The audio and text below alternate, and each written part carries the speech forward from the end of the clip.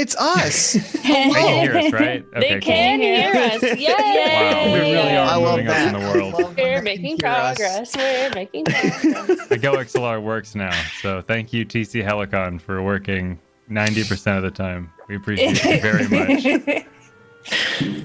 Well, welcome in, guys. Though. It's Wednesday. That means it's Curse of Strahd. I'm excited to be here. I'm excited to be here with you guys. How are you guys feeling today? How's your day? Tell me about it. I want to know. I Pass. thought it was Thursday. Oof, It's Wednesday, my It's dudes. Wednesday. which was a bummer at first, and then I realized, oh shit, I get to play Curse of Strahd today. Hell yeah! Right, way better. That's how I'm doing. That's good. That's good. My day was good. I took off of work because I drank so much during my Star Wars stream last night that I struggled to saw. finish it. Oh, no. It was a great time. And so I hung out. I was on George's 24-hour stream today, and here I am now with bunches of energy All and right. another drink. Yay! Oh my That's god! exciting. I mean, you had to cancel out the other one. Yeah, how that works. Gotta recover. Yeah. But hello. I had a, Well, it's yeah. Oh, sorry, so, no, I was gonna say I had a great day. I got a lot of stuff done at work. Feeling good. Feeling great. Hell yeah, dude. Oh. feeling good on a yeah. Wednesday. Sparkling thoughts give me the hope to go on. Let me crush that hope because it's Strahd Day. It's everyone's gonna be sad. About to be sad, boys. So we are. Do we have any announcements? We have a giveaway for one of your boxes, I believe. That's right. Giveaway. Type. What are we typing in the chat, Jen? Well, I'll set it up. Okay, so let us know. I hope it's exclamation point giveaway because that's what I put in the title for the giveaway. Well, that's what it'll be. Hey, Success. So when Jen is finished with that, Not type yet. exclamation point giveaway in the chat. Yeah, and- don't type We'll yet. tell you when to Not start yet. it. Yes, we'll tell you when to start. But you'll be entered to win a handmade dice box made by me.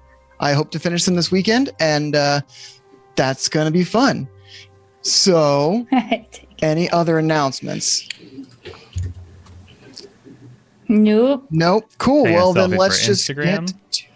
That's my announcement. If you haven't followed us on Instagram, you can go You follow should. us and look at the selfie I just made. You're very welcome. I bet it's a beautiful selfie. It's actually not bad. All right. Well, then let's get to it, shall we? It is. So, last time we started off with Mordecai First and Fame going to a private room at the Blue Water Inn to discuss with Vasily setting up a meeting with Lady Wachter. Before they got to the stairs, they were approached by a flustered and scared Aragal and his brother Luvash, running towards them.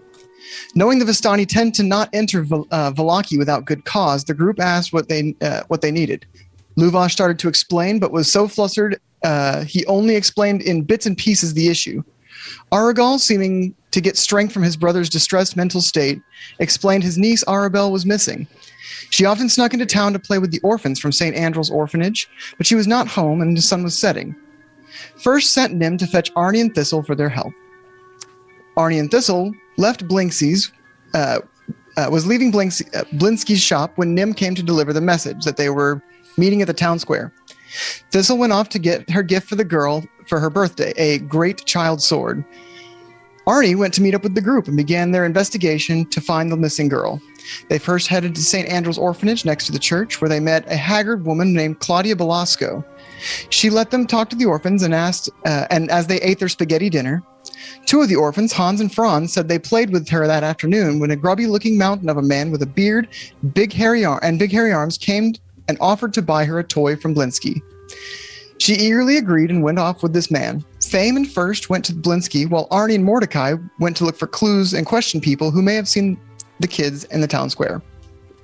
Arnie gave Fame the doll that looks like Irina to subtly bring it back to Blinsky. As First and Fame went to the shop, he said he was closed for the day, and when First said he just wanted to ask about a missing child, he allowed them to come into his back room where he was busy working on a doll, feverishly. First questioned him as Fame went around the shop looking for any suspicious hidden areas of the shop. She also placed the doll on the counter and silently listens to First's questions. The man never looked up from his work as he made the doll. First asked about the little girl who may have come here with a mountain of a man with large hairy arms. Blinsky said that Bluto came in with a little girl earlier today and purchased a doll for her.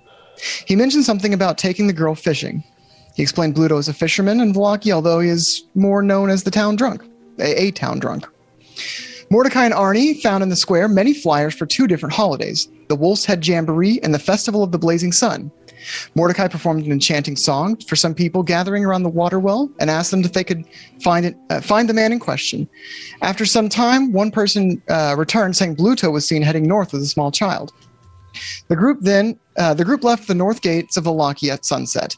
After a few hours' trek, they reached Lake Zarovich, where they saw a man on a small boat in the middle of the lake. Fame noticed he lifted a large sack onto his shoulder, and the sack seemed to be struggling. As he threw the sack into the lake, a scream was heard. Arnie, Mordecai, and First quickly leapt into one of the boats on shore, and Arnie rowed the boat with the force of 10 men to the middle of the lake. Mordecai dove into the water and brought the sack back up and hefted it into the boat. First cut the sack open and found the missing girl inside and performed CPR, forcing the water from her lungs. Arnie leapt from their boat to Bluto's boat and nearly beheaded the man, but First called out for them to stop. This threw Arnie off balance and they fell into the lake. Bluto then began rowing back to shore. As Arnie climbed back into the boat, Mordecai made a makeshift grappling hook from a rope and lantern. That, combined with First rowing, kept them in pace with Bluto. He reached the shore and began running back to town. Fame, who had been on shore the whole time with an arrow notched, hit Bluto in the leg, causing him to fall to the ground. First pinned him and began asking him questions. He mentioned something about a god of the lake wanting a sacrifice. After some insulting words about the little girl, Arnie nearly killed the man again, but First, again, threw himself between them, causing Arnie to miss. After a few more questions, learning nothing really, First allowed Arnie to finally kill him. Arnie severed the man at his torso and let him slowly die from blood loss. Heading back to town, Arabelle was very talkative, but stuck close and held Arnie's hand for reassurance. Mordecai held back, and after Bluto died, he cut his head off and brought it to the group, casting Speak with the Dead, to make Bluto apologize to Arabelle. Arabelle mentioned she had a similar, albeit less developed, gift to Madame Ava, but her Taraka deck was ruined in the water she was dunked into. Heading back to the Blue Water Inn, First and Fame sat with the girl to help her feel safe as she went to sleep. Arnie went to get some food for the girl. The man at the inn was woken up by Arnie shouting in the tavern area, and after explaining they saved a little girl and needed some food, the man took Arnie into the kitchen and made her a sandwich as Arnie told the story. When they mentioned the girl was Vistani, the man warned Arnie that he does not judge the child, nor does he judge the Vistani at large, but they should be cautious, as some Vistani are spies for the devil. Back in the room, Fame was having a tough time getting Arabelle to get to sleep. She kept asking for stories of their adventures, but eventually, after being fed and told many stories, the group fell asleep. Wow, we did a lot. You did. You saved your girl from drowning. Did many things. Mm-hmm. So, you awake the next day. Arabelle tucked neatly in the bed, First sitting at her side, and Fame resting at the foot of the bed. How do you start your day? Tell me about it. Tell me about your secrets.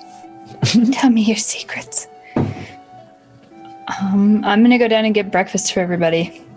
Okay. You head down into the tavern.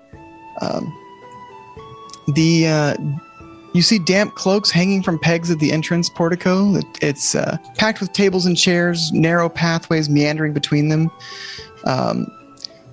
You see a few people sitting at some of these tables, not too many, but the man who made the sandwich for you guys last night, Danica Marketov, is busy bringing some plates out from the kitchen. Very cool. I will wait at the bar until he is no longer serving others, and once he's done, I will order just a bunch of eggs and toast and breakfasty items. So it takes him a little bit before he's actually finished serving. He's one guy with 2 arms, and there's a handful of people. It's not busy, but he is but one man. But eventually he after bringing the food out, he heads over to the bar where you are seated, and You give him your order of a bunch of eggs. He goes back into the back, and you hear him talking to a woman back there. And after you sit waiting for a few minutes, when he comes back with some eggs. Perfect. I will pay the man the eggs for the egg. I'll pay the man the eggs. I'll pay him for the eggs, and then I will take them back up to everyone else. All right. As you head back up, you bump into Irina heading downstairs from her room. Oh, hi, Irina. Oh, good morning. Hi. Gonna make a small suggestion to you. Yes? I feel that you should probably stay as hidden as possible for the next couple of days. All right. And avoid the one they call Isaac. Probably. Okay. All right. I haven't really left the inn here, but I will try to avoid Isaac. You said his name was? I'll try to avoid Isaac. Maybe I will see if the church can take me in and keep me out of the way. Yeah, how about get some breakfast, head up to your room, freshen up a little bit, and when we're ready, we can escort you to the church probably, or like one of us can, just to sort of make sure that you make it there safely before we go about the rest of our day's business. All right. I will have some breakfast and I will meet you down here when you're ready to escort me to the church. Great, good game. And then I'm just gonna keep on going back to my room. All right. You make it back to your room, where you see Feynman first and the little girl.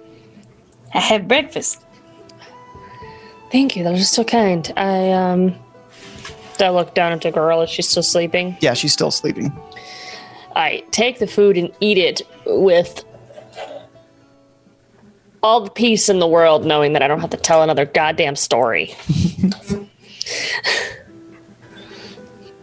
First, what are you doing? Oh,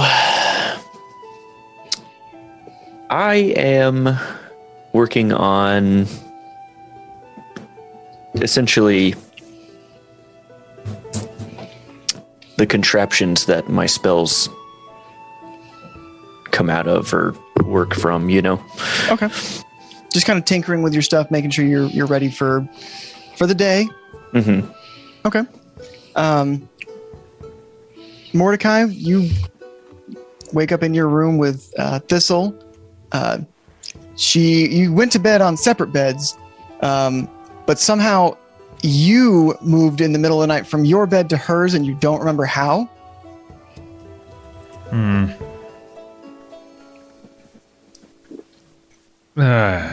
Why does this keep happening? I'm just gonna get up, and you can stay in bed. Don't worry, I'll get some food. Yes, you go do that. Uh-huh. She says, like half asleep. All right, let's just go. Oh, forgot my pants. I'm gonna just put those things on. Hey, can you just like hold them out, kind of like what the Wire team used to do? No. Please. No. I put pants on just like the rest of us. No, put on your own goddamn. Okay, fine. Just put these on at one leg at a damn time and go get the food for both of us, but I'm not gonna hold the pants for me.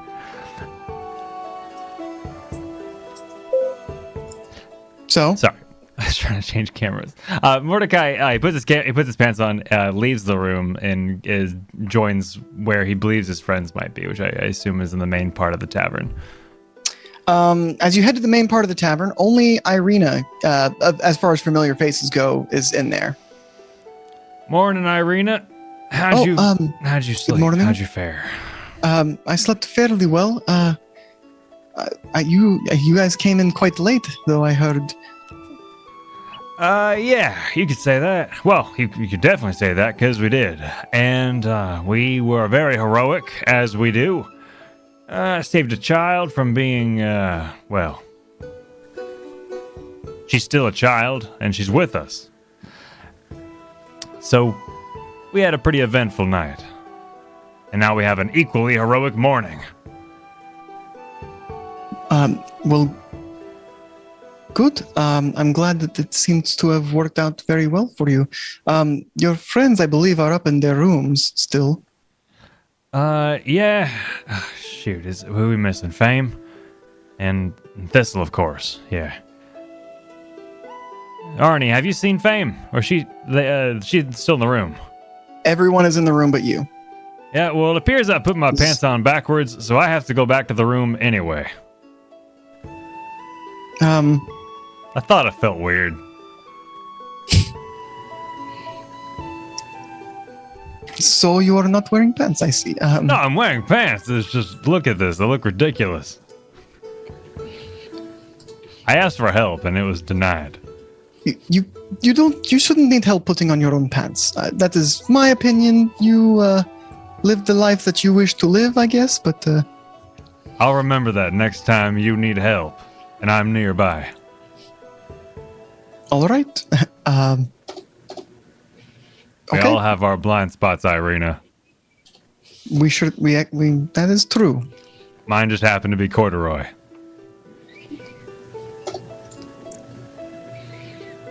All right then. He goes back to the room to fix his pants situation, and also on the way, knock on the door to wake up Fame if she's not already awake. Everyone I is am already eating. awake, and they're Oh. eating breakfast. In your room? Yes. Your friends through are the door. outside. Well, I'm eating. What do you want? The child is here. Oh, that's Yes, right, the child. Yes, I am in here. Oh, you're awake. Did she sleep at all last night? Yes. Huh. I opened the door. I imagine Yes, you I have like got to sleep bags. last night. Yeah, my eyes are just. I'm all stressed. I'm just. Why is your butt on your front? Listen, I asked Thistle for help. I think I got it down. It's a 50-50 thing. Take them off, flip them sideways, and then toot the let. I got it. I'll figure it out. Okay, you go have fun with that. Thanks. I look ridiculous, and he walks away. Arabella, you ready to go home? Yes. Thank you. Yes, I'm ready. She is patting her pockets and once again finding the sopping wet fused together cards from her Taraka deck that she had. Mm-hmm. Yes, I'm ready. Oh, Arabelle, I forgot. I know that yesterday was your birthday. Most likely, but I have a gift for you, and I'm gonna. Oh, did Thistle find us? Did we ever did Thistle find a sword? Yep. Toy sword. Cool. Yeah, she actually came back with a normal longsword, but to a child, it would be a great sword. Perfect. So, my friend and I, we got you a birthday present that we thought you would really like, and then I'm gonna go knock on Mordecai and Thistle's door real quick. You hear him fall. Mordecai, I'll close my eyes. I just need the sword that Thistle bought yesterday. Thistle knows what I'm talking about. It is on the. Oh, that's. I'm Thistle. It's on this side table over there. You can just grab it. It's fine. Just take it. Perfect. Thank you. And then I'm just gonna I'm gonna crack the door open. I'm gonna reach my hand in through the door and fish around on the dresser for it without looking at Mordecai. And then I'm gonna grab it and pull it out and then close the door, run back You in. can look, and Arnie.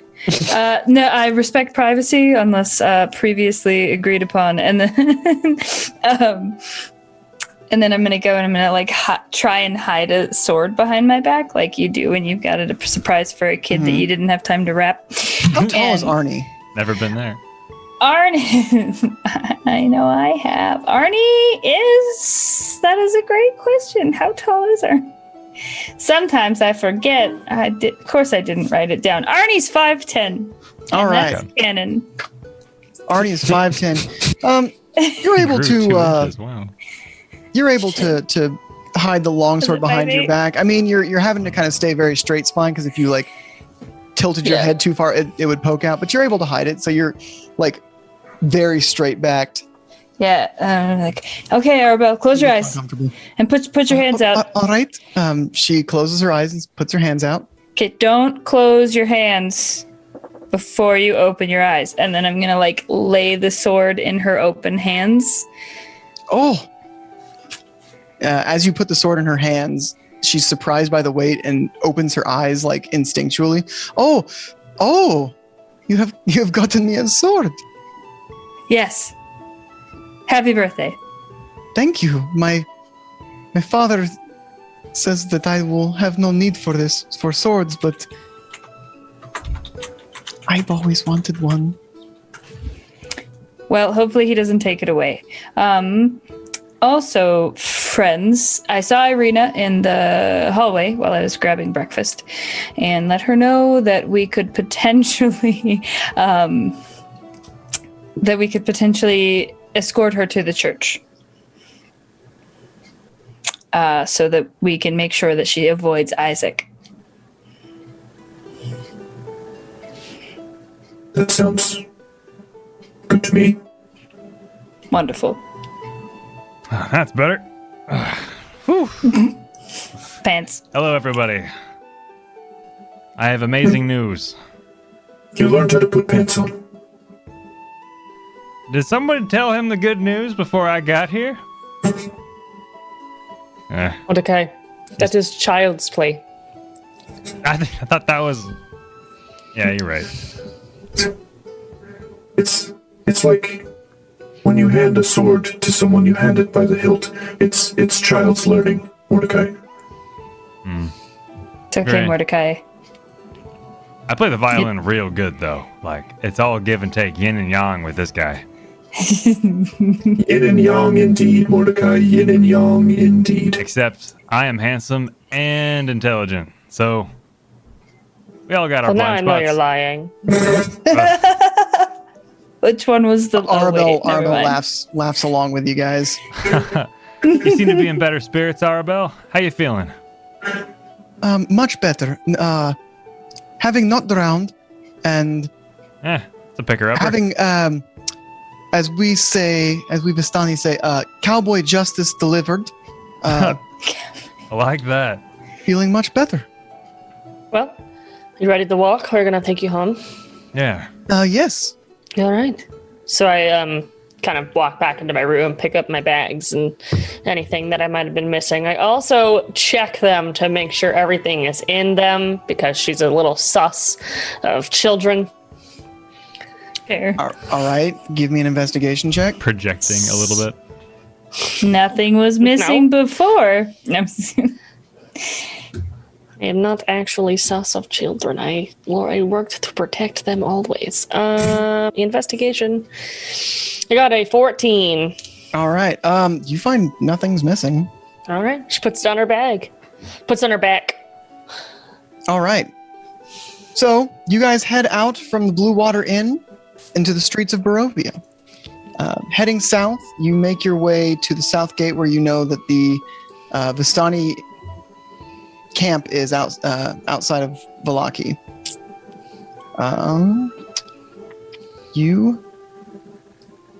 Vistani camp. As you step out of the gates, you follow the road south down through some woods. Eventually, the woods part to reveal an expansive clearing. Small grass-covered hill with low houses built into its sides. Fog obscures the details, but you can see that these buildings feature elegantly carved woodwork and have decorative lanterns hanging from their sculpted eaves.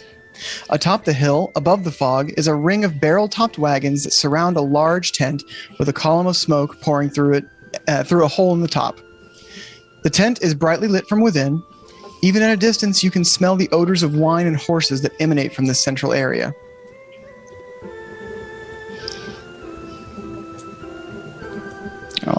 your guys' tokens, don't I? And possibly Just- granting me vision. Yep, I didn't put your tokens there because I'm a dingus. Oh, I see. There. Oh, okay. That's okay. Unprepared. It happens. It's okay. Oh, there we go. Very Be nice. prepared. Wait, no. That's next. That's the second half.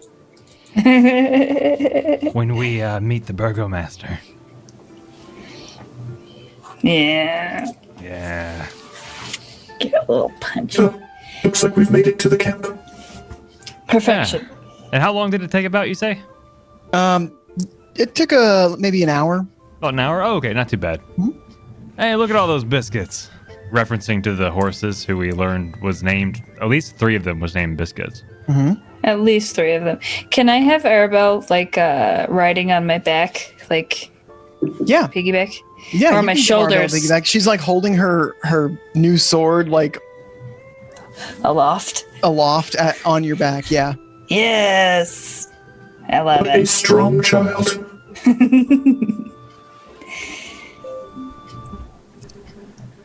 So you are here at the Vistani encampment.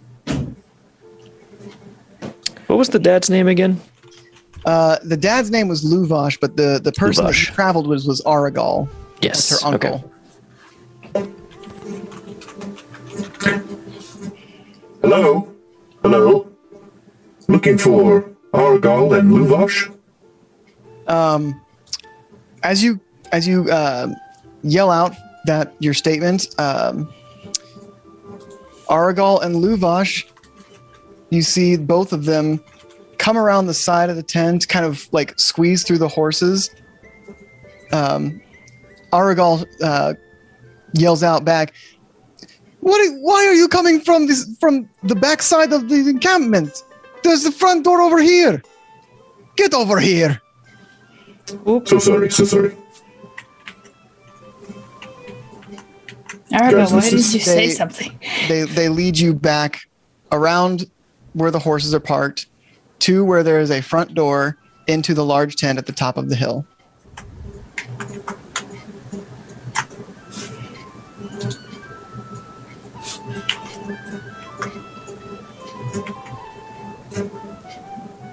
Oh, your tokens are way too big. I was gonna say, I feel like my token's large. Where's everyone else's tokens? A little baby. Okay. This is not there. So, Arnian first, as you enter into the Vistani camp, you see piled outside the wagon are several empty casks of wine. From the inside, the tent comes to a crack, and you enter in. You see 3 sputtering campfires and several Vistani. I don't want to say men. Several Vistani people around the edges of this tent. I make sure that Arabelle ducks as we enter the tent. Okay, she does. And as you enter the tent, her father sees that she has a sword. He's like, Arabelle, what have I told you before about weapons? You do not need something so sharp. You will hurt yourself. But father, this was given to me as a birthday gift from the people who have saved my life. Surely you will not tell them that they are wrong or take their present from me. They did save my life. You see Luvash kind of just give a really deep sigh and doesn't say anything else about it. And I'll sort of like lift off shoulders, not drop child. I will set child gently on floor. Child, not cat. I will set the kid on the floor, and I'll give her a little pat on the head, and like, off you go. You pat her on the head. She looks at you and again says, "Thank you again for saving my life." And then she runs to give her father a big hug, careful not to impale him with the sword. After the father and daughter are finished with their reuniting hug, Luvash turns towards you guys and, I owe you a great debt. Please, it would be my great honor if you could take one of our treasures. And he kind of goes to move out of the tent and kind of gestures for you guys to follow, but Arugal follows after he gestures, and they exit the tent. I'm following. Okay. I'll follow behind first. So he leads you to a barrel-topped wagon that is nicer than the others. You see drapes of golden silk hanging in the windows, and the wheels have gold sun-shaped hubcaps. And an iron chimney protrudes from the roof.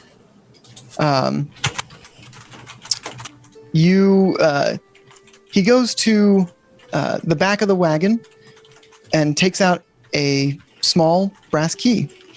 You see Arugal also take out a small brass key. And they simultaneously insert the keys into 2 locks on either side of the door. You hear them click, and the door opens. Please, take anything you wish for. Whatever you can carry out, you can have. Oh. What's...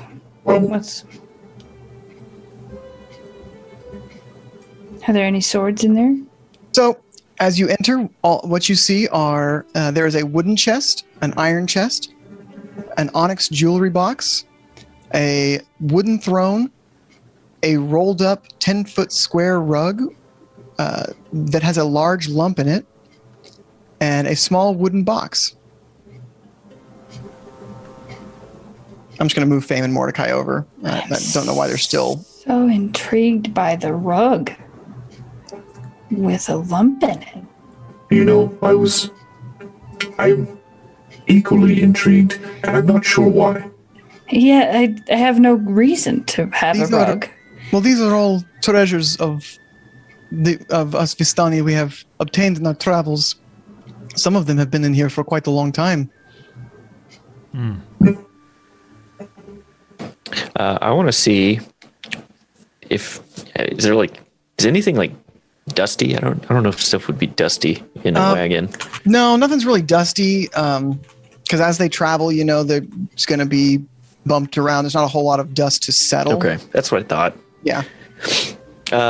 And I guess I look and see what might look like the oldest thing. Well, the wooden boxes are not weathered worn, so you imagine they might be pretty new. Mm-hmm. The iron chest and the onyx jewelry box are hard to tell their age at a glance because they're made of stone and metal. Mm-hmm. The wooden throne looks really new and nice, and the rug looks like an antique.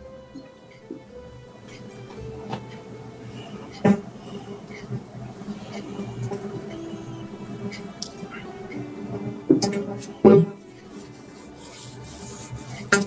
what do you think, Arnie? What should we... I'm honestly, I'm not sure what to do in this. I don't know what the etiquette would be. What is there such thing as taking too much? Is there such a thing as taking too little? I don't want to be rude. I have no idea. Luvash speaks up. You can have anything in this wagon, but please only take one thing, please. Okay. That is much more achievable. So, Fame and Mordecai, do you see anything in here of interest before I choose the lumpy rug, inevitably? I'm sorry, are we there? Yes. Oh. Yes. Unless you didn't follow us out of the tent. I moved your guys' tokens. Sorry, I had walked away for a second. I'm back. Way at the back of the hill, and I was like, they missed going in. They didn't move their tokens in there, and I'll move them for them. Okay, then yes. Did you hear what's in the wagon? Yes. Sorry. Okay. No, you go ahead and take it. It's just fine. Sorry. I think I will take this jewelry box. And I'm glad we could save your child. It is well worth any treasure in this wagon to have my daughter back with me.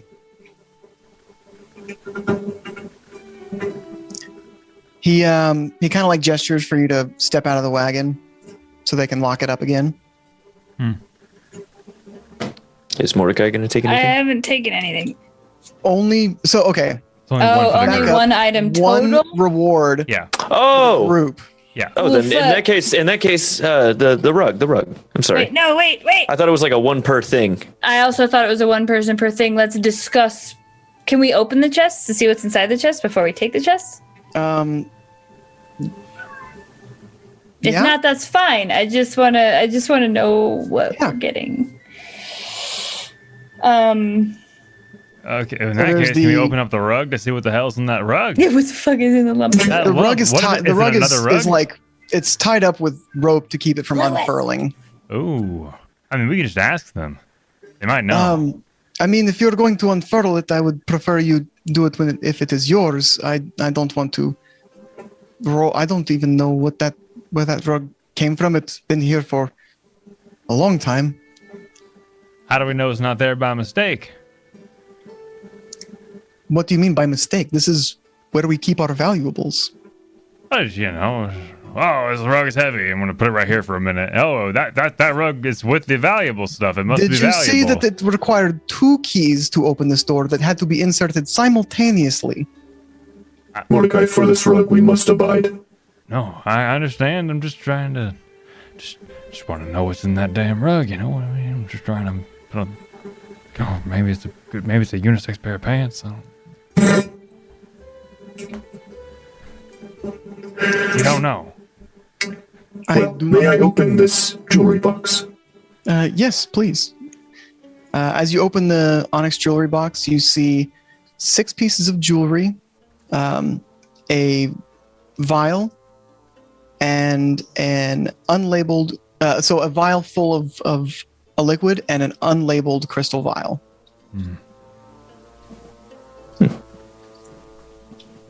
Okay. I show it to everyone. Like, Door number 1. Ooh. Now, what's inside chest number 2? exactly. A new car, a new wagon. I will open the other chests and describe what I see to the others, if that is So okay. the medium-sized wooden chest has 600. Well, you see a bunch of gold coins. The iron chest also has a bunch of gold coins. The wooden throne is not openable, and the small wooden box has 12 vials full of liquid, stopped gourds that you hear have liquid inside of them.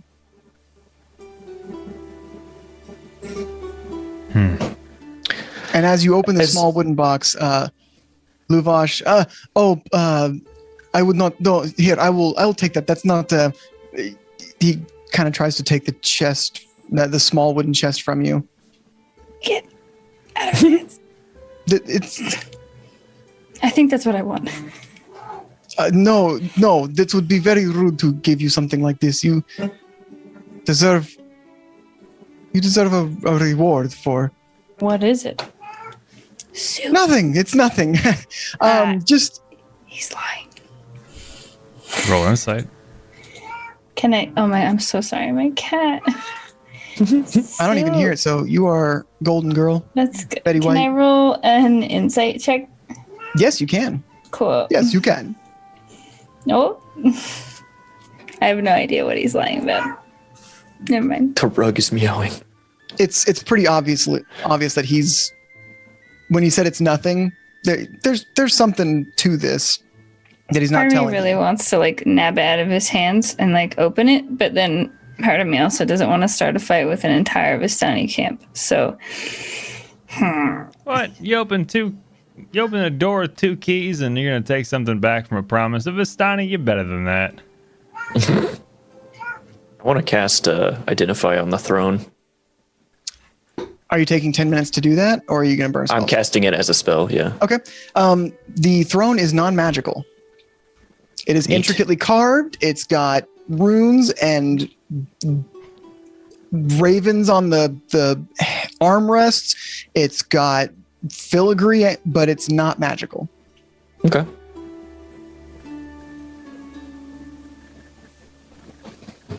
Cool. Well, there is several boxes of gold. There is the jewelry box with a few vials in it. And we have whatever he's holding but does not want to give us. And the rug. We'll say this was in here by mistake. This is something that is not good enough to be here.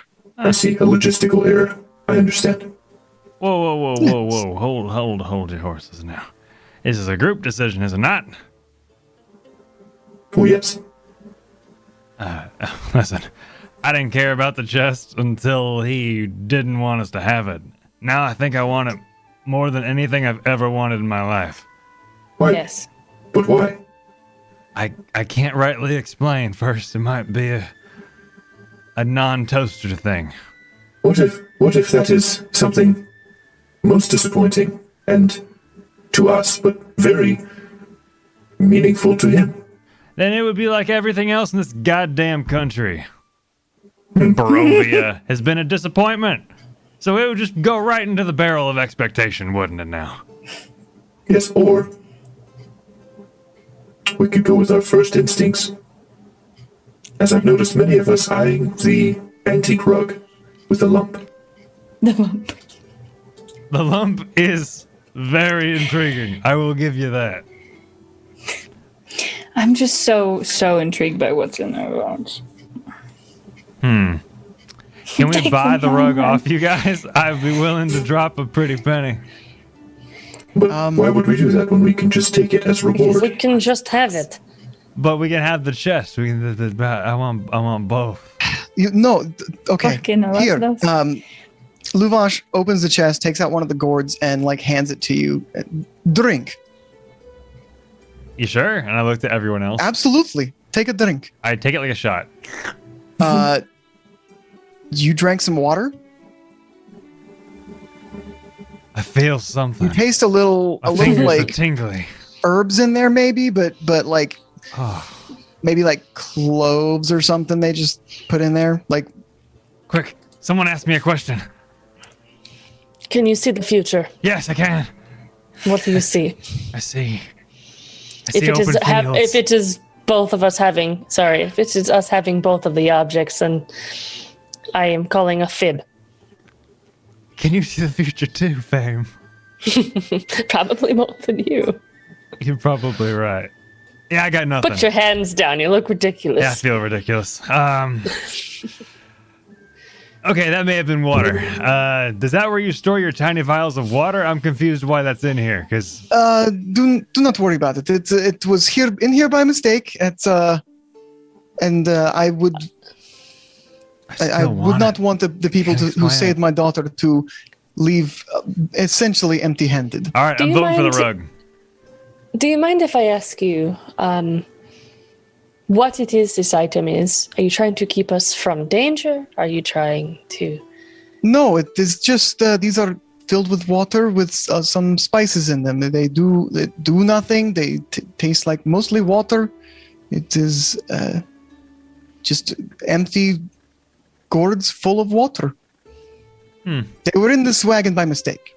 Oh, so that's not the rug, huh? I can't say for one reason or another about the rug. It's been here for a long time. I don't know. So this is just your walk-in gourds of water. This is just those, as most Okay, people it refer may to be them. hard to believe, but the man might just be trying to learn how to infuse water. I've heard of that, actually. It's kind of a luxury thing. It's kind of strange to be...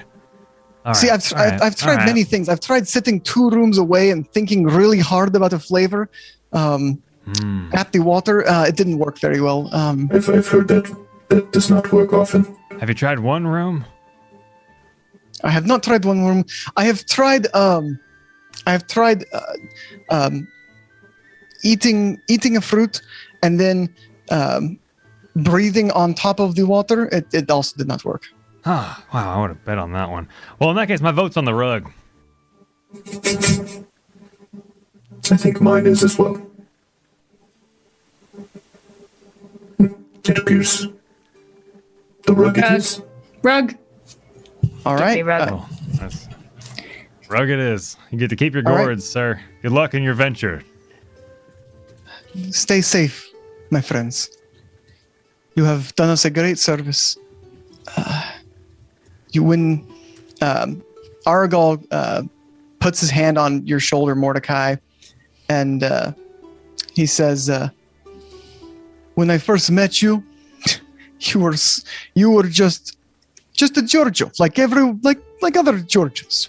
Now, you're Giogotto, your family." Wow. Thank you. You guys have been the most kind and hospitable people we've come across in Barovia. Where is Bagrokaba? I've never heard of that place in my life. I misspoke. And I just wanted to say thanks. It means a lot. Appreciate it. Hopefully whatever's in that rug doesn't take back what I just said, though. I hope so too. I do not know what is in the rug, but it's an antique. You could probably sell it for a decent price if you find the shop. All right. But here, I want to give you this as well. And Aragal takes a necklace off from around his neck that has 3 coins, kind of a hole punched in them, and the string of the necklace was strung through it. And he puts it on you, Mordecai. If you ever see Vistani, show them this, and they will know that you are one of us. All right. Oh, thank you. This is mighty kind of you. It's wow. He seems speechless. He looks down and just kind of doesn't. He's never been given something so nice before, without him having to pay for it or earn it in some way. In his head, at least. But you have earned it. I know. Thanks.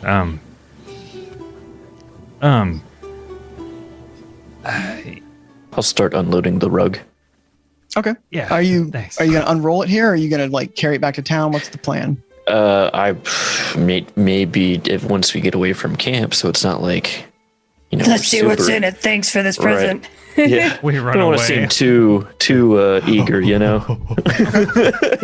How So big is you this rug? take out the of rug curiosity? and you guys start hiking your way back to Valaki.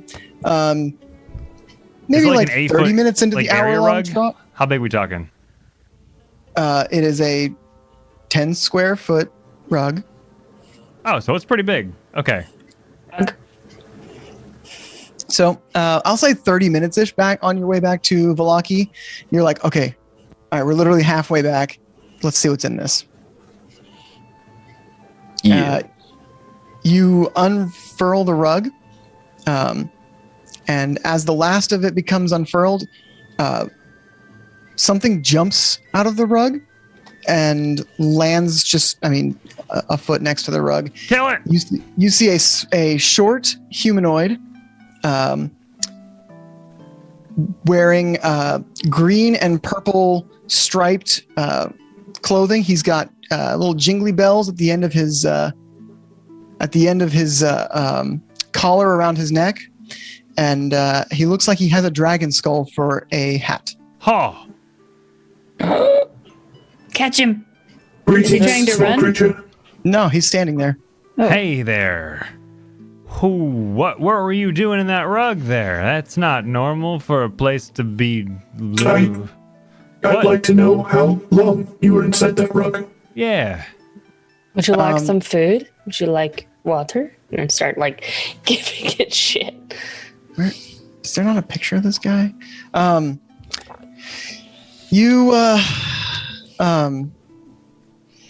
You ask it how long it's been there. You offer it food.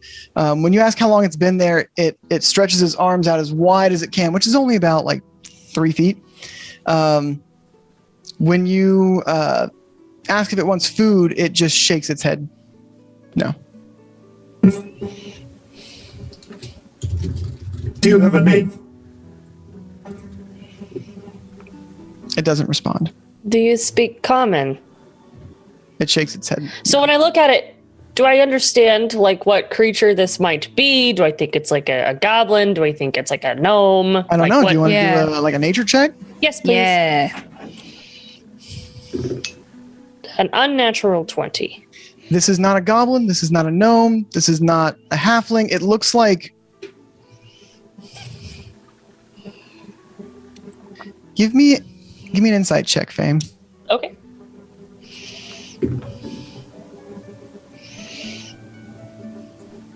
$25.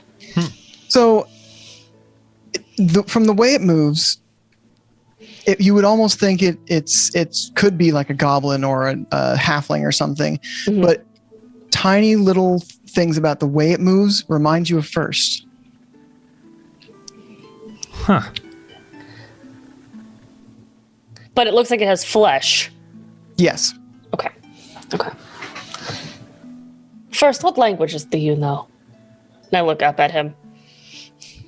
Well, common and dwarvish. I also know Common and Dwarvish. Maybe it likes music. I know Maybe. Elvish and Gnomish. You know Elvish? That's very interesting. Can I say hi to it in Elvish? I took Minotaur in high school. Did you really? I did. It makes sense. I passed. You say hello to this small creature in Elvish, and it doesn't respond. All right, well, you tried your way. We tried their way. Let me try my way.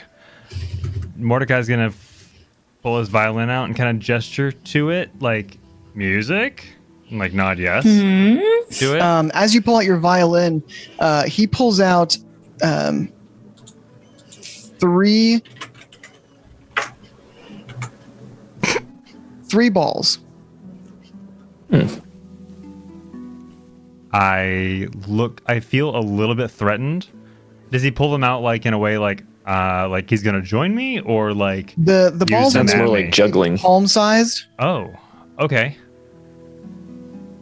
Okay. So Mordecai's going to begin Sorry, playing he's 4 feet tall. a jovial tune that you would hear when you first walk into a tavern, kind of thing. Very, okay. very simple. Very but simple, positive. kind of generic, but it's Yeah. improv kind of. Yeah. Exactly. As you begin to play, he stands up on one foot and begins to juggle. Great. I cast Hold Person. The spell does not work. It just does not work on him. Nope. Okay. Well, I would like to try and lift the hat thing so I could like see the face. You lift the hat thing so you can see the face, and you can call that a this brim. is what he looks like. Look at you! Oh my god. You terrifyingly beautiful creature. That is exactly what you would say first, but that is actually horrifying first. What is this? So Is we're this- just like face to Robot. face with this little demonic robot jester man. That is the thing of nightmares. And he's juggling for you. Okay, Like just that. He to didn't when Mordecai stopped. He didn't stop juggling. just to clarify, looking at this picture, does it look like the metal mask is stretched over flesh, or is I'm never Yeah, mind. that was going to be my question if it wasn't. Yeah. I like that he has mice coming out of his pocket. Oh my god! And he has like a little pocket, little So bag with a skull. I want to see if he understands Dwarvish. Seeing those mice, they look suspiciously like the balls he's juggling. Oh, wow. We. Do you think the Vistani take returns? Is that listen? I think that's Thistle's skull. I also think this. Oh, did he respond to Dwarvish, by the way? He did not. Okay. And Is Nim with me? Did you bring them with you?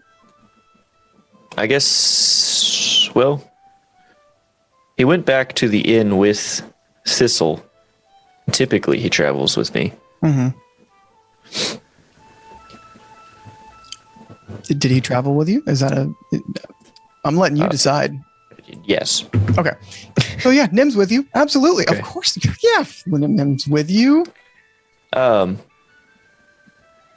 He's probably not going to know, but I'm going to like do our sign language and ask if he recognizes any kind of what's defining factors that might help with identifying him. So Nim responds to you in your language of gestures and motions.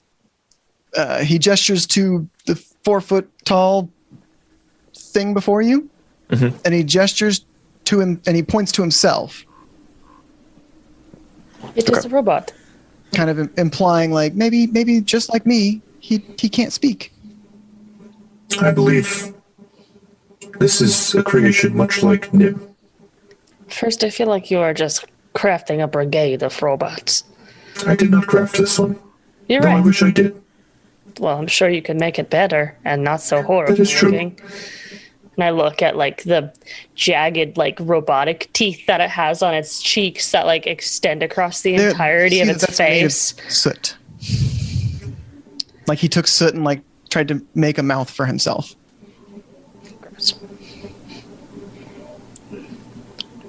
After realizing Hold Person didn't work, while still playing the same song on the viol, he's going to cast Mage Hand and try to get that skull off of him. First took the skull off of him. Oh my goodness, how the hell did I miss that? I was looking at my spells. Okay. That was when I showed you the picture of what he looked like. I am so sorry. Oh, lift the thing. I thought you were talking. You said the hat. And I was like, okay. Well, because he's wearing the thing on his head, like Like a hat, I okay. said like a hat originally. My apologies. Okay. Now that we're all on the same page, everyone but Sumner instead of everyone, including, You're sorry. fine. Can I have like a horn in my bag that I occasionally use to like signal for assistance when I'm separated from my party. Can I like hand it to him and see if he'll blow it? Yeah. And I mimic the little. I mimic the hand gestures that one would make when blowing a horn that I'm not going to mimic here.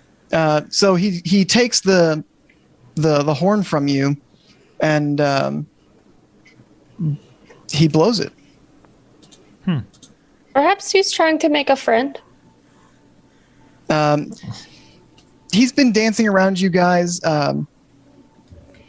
He's finished juggling, and Fame, when you say that, he kind of stops near you and like puts a hand on your cloak and kind of clutches it. I put my hand over its little gross robotic hand and kind of look at it. Is that what you want? It nods. Fame like sighs and looks up. Well, I'll be your friend.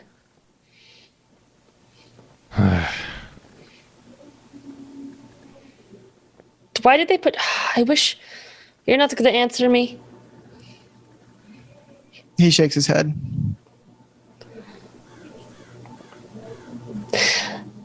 Okay, I will ask yes or no questions then. Is that okay? He nods yes. Okay. And I get down on my knees to be like in the same, I guess, height, maybe, as this creature. And I look at him in his beady red eyeballs. And were you put in there? Or did you put yourself in there? And I point to the rug. Wow, shit, one question at a time. Oh, okay. Did you put yourself in there? He nods his head yes. Okay. Were the Vistani bad to you? He shakes his head no. Were you bad to the Vistani? He shakes his head no. Will you be bad to us? He shakes his head no. Would you like some upgrades? He shakes his head no.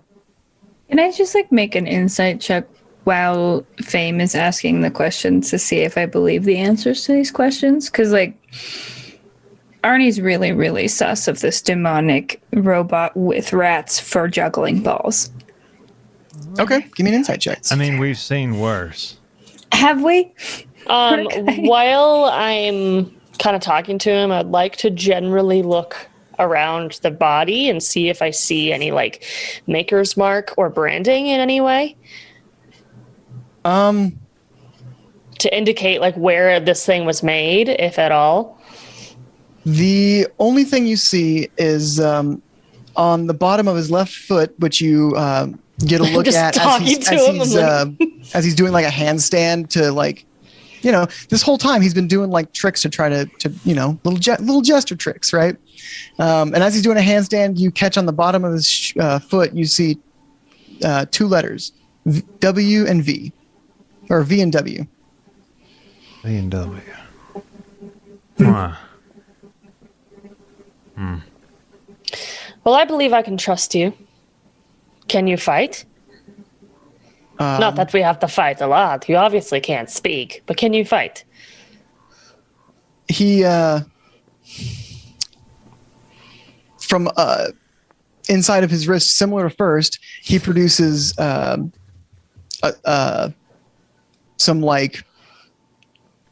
dartboard darts, and then he also pulls out that little stripy club that he has. I got a 15. He doesn't. You don't think he's lying? It's hard to tell. He doesn't. His face can't show facial features, and so it's hard to get a read on him. But you don't. The only reason you have to be sus of him is his appearance. Yes, I am fully judging him on his appearance. Very little reason to trust him either. I don't think that's unreasonable. Given his feet are pointy and crooked, like they were intentionally made that way. I don't know. Yeah, I feel like I've had nightmares before, but being told, hey, just Mordecai, trust your nightmares. No, absolutely not. I think we keep him with us. Obviously, we sort of have become his. It's guard. Oh God, I'm gonna squat down and I'm gonna look at him and I'm like, "Are you a boy?" He shakes his head no. Are you a girl? He shakes his head no. Are you a non-binary? It is just a construct. As first says he is a construct, he shakes his head yes. Okay. Do you like he? He shakes his head yes. Do you like the name Pumpkin? I like the name Pumpkin. That's why name it's a Pumpkin cute also. name. He shakes his head yes. Or I guess Pumpkin nods it his is. head. That's a To be relief. consistent with my directional callings. Pumpkin it is. So, I direct myself to the group. What is the name of the toy maker in the store? Blinsky. Oh, that's not a V or a W. Right. Correct. I had the same thought. I was wondering if maybe there's a backstory. I wish I could ask you, Pumpkin, but that's all right. Maybe we'll learn over time. All right, Pumpkin. Ready to walk? He nods his head yes. I think we should set some ground rules about proximity during sleeping. Because Yes. if I wake up and that thing is 6 feet near me, I'm going to destroy it. You usually sleep with Thistle anyway in a separate room, so That's true, and she does make me feel more confident. I mean, don't let that go to your head. I imagine Pumpkin will rest with Nim and I. We're about to get outnumbered by Toaster's fame and Arnie. Yes, I build my army. first, I don't think you're a toaster. But you That's do good. heat things up, I guess, anyway, and that's Yes, fine. I could toast. I just choose not to. Fair. You can toast? If I wanted to. That's fair. I thought just it was a don't joke. Didn't Put your know it bread was a real away, thing. Arnie. I'm know. like shoving bread back in my pockets. Years Well, ago, okay. I used to play for someone who used to claim that robots were going to take over the world, and I've been thinking about him more and more recently. Here we are. We have another small issue with this little gentleman here.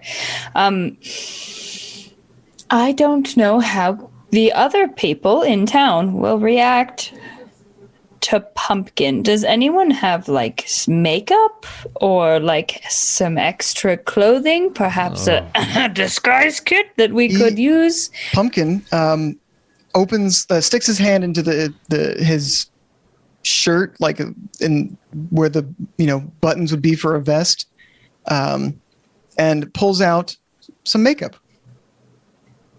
Oh, that's Oh. handy.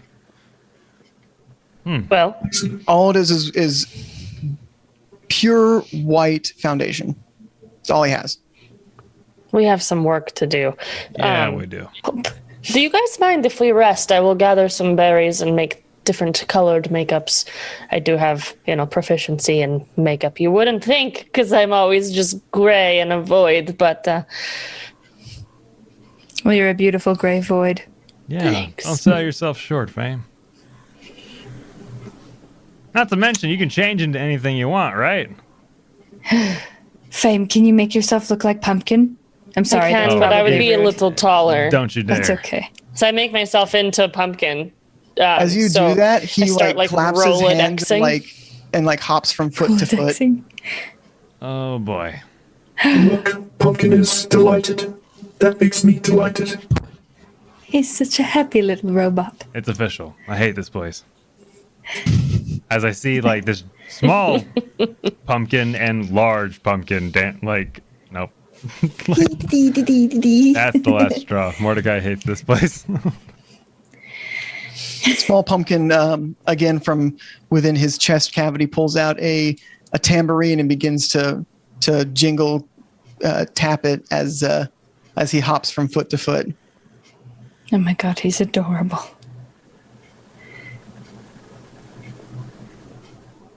First claps along. If we break, then Fame is going to gather different supplies from what's around to make different colored makeups. Are you guys gonna break? I never heard a definite yes or no on that. I think before we drag this wonderful little pumpkin into town, we need to try and make him look a little bit less horrifying. No Yeah. offense, pumpkin. Now, let's see what we I got. don't see the horror factor here. I think he looks like a wonderful construct. Yes, first, he does look like a wonderful construct, and we all already love him immensely, and if he inevitably betrays us, then we will be devastated. However, most of the commoners in town Oh, he will won't probably betray not us feel the because same we way. will lob his head off. He takes his head off and puts it on the ground and stands on it balancing on a ball. I like that. Oh, That's it gets cute. better. Mordecai's the only one with any sense. The rest of us are like, we love him, yes. I think Pumpkin is going to make a wonderful addition to this team. I can't wait for Thistle to meet him. Oh boy, oh boy, oh boy. Yeah, I think we should take a small little break here, maybe have some snacks. And then Fame will have time to gather enough items to do makeup on this wonderful little pumpkin. Perhaps we could try and make him look more like a human boy rather than a robot demon. Maybe even a toddler. Yes. We What just is wrong gotta. with looking like a That's a A big robot. toddler, 4 feet tall for a toddler. Oh, First, I guess you're first. tall. darling. First, you are a very pretty robot. Oh, thank you. You're welcome. Pumpkin is not. I still don't see it, but That's okay. What if- Humans will. What if he was his child? And no, will people buy that? I don't think people know enough about his kind to know that they don't reproduce. Maybe, just maybe. Nah, it's really the flesh on this thing that really gets me. That's what it I is. think It's just leather. I mean, you've used leather before. I mean, leather is. Did you call it skin. flesh when you use leather to do things? Yes, but I Like wasn't stuff? exactly trying to make friends at the time either. So, I mean, you've used leather to make clothing. I have. So I want to take a Pumpkin like off to the side and like here's the scene I'm seeing here. Paint me a Pumpkin and I laying on our stomachs, playing with my dice set, with our legs kicking in the air. Yeah, he absolutely plays dice with you. All right, he's distracted. We really found love in a strange place, didn't we? So are you guys going to take a break so Fame can gather materials nearby for putting a Yeah, disguise on this guy?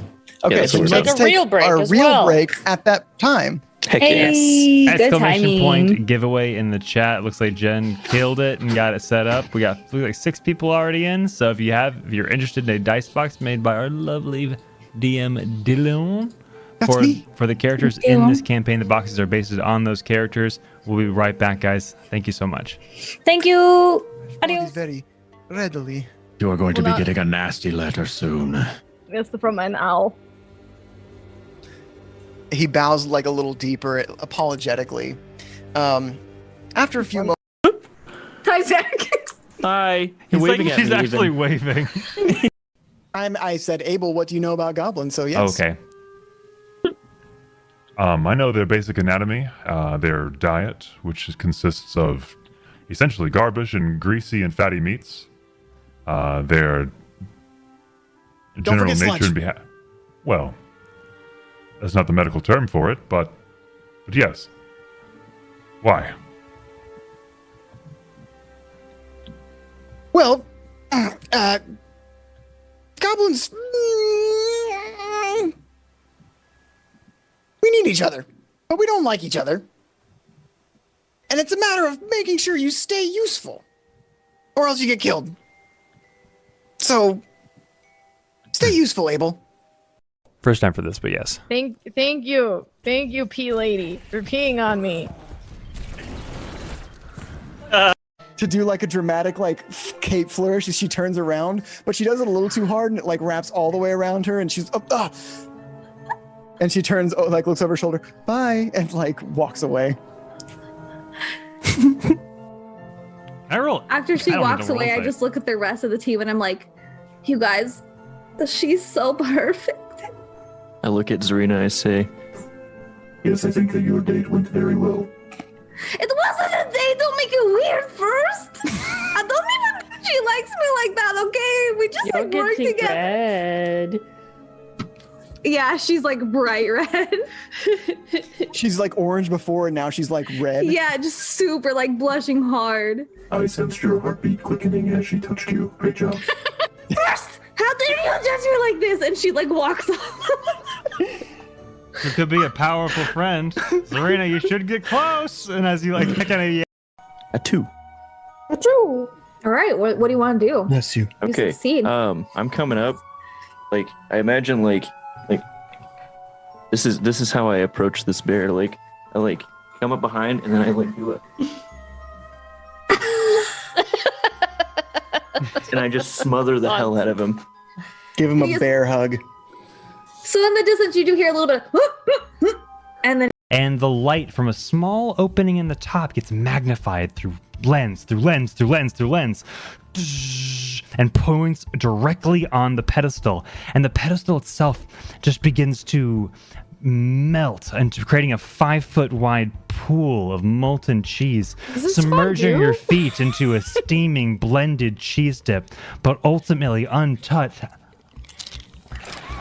Nachos. Unmelted, steaming blade hilt. And the brilliantly golden orange blade is just shrouded by the steam.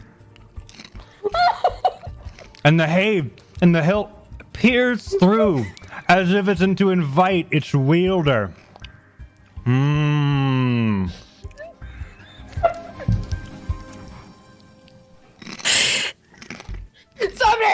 All right, so I will be playing a black bear, a really small black bear named Uwu. Oh my god. No. And your Ridiculous name humor. is Sumner. My name is Uwu. I'm here to find honey and get out alive. I'm gonna go in guns a-blazing. Oh boy. Oh, everything about that except the name. My specialty is climbing. I'm gonna climb in there and I'm gonna climb right out. Christ. All right. Okay. So we're Here's killing him next. first, right? And that brings us to Rattle. Rattle's gonna reach back into his bag. Oh God. Another weasel. A weasel for you, and a weasel for you. He's gonna roll that d8, and he gets an 8, which sounds scary. What is that? It's a tiger. Hey, all you cool cats and kittens! Here's what ate Carol Baskin's husband. Rattle, I He's in there, and he yells, "Carol Baskin!" that bitch Carol Baskin. And he chucks it at his 10 o'clock. Make them talk to me. They talk on their own free will. Ah, yes, the old saying, you can't make a horse drink from the river that you took it to, and such. Yes. That is exactly how that saying goes. That is first. that. I know that saying. It's an old folk saying. You can make a cat nest in your hair, but you can't make it talk to you. Yeah. That's an old Waterdeep saying. Yes.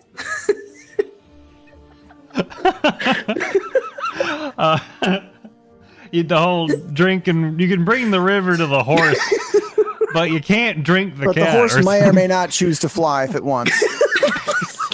Do you want me to try to talk to this kitty cat? I mean, it's worth a Reginald shot. Milk Tim the pig might call you on Wednesday, but who knows if he'll propose or not. Who knows?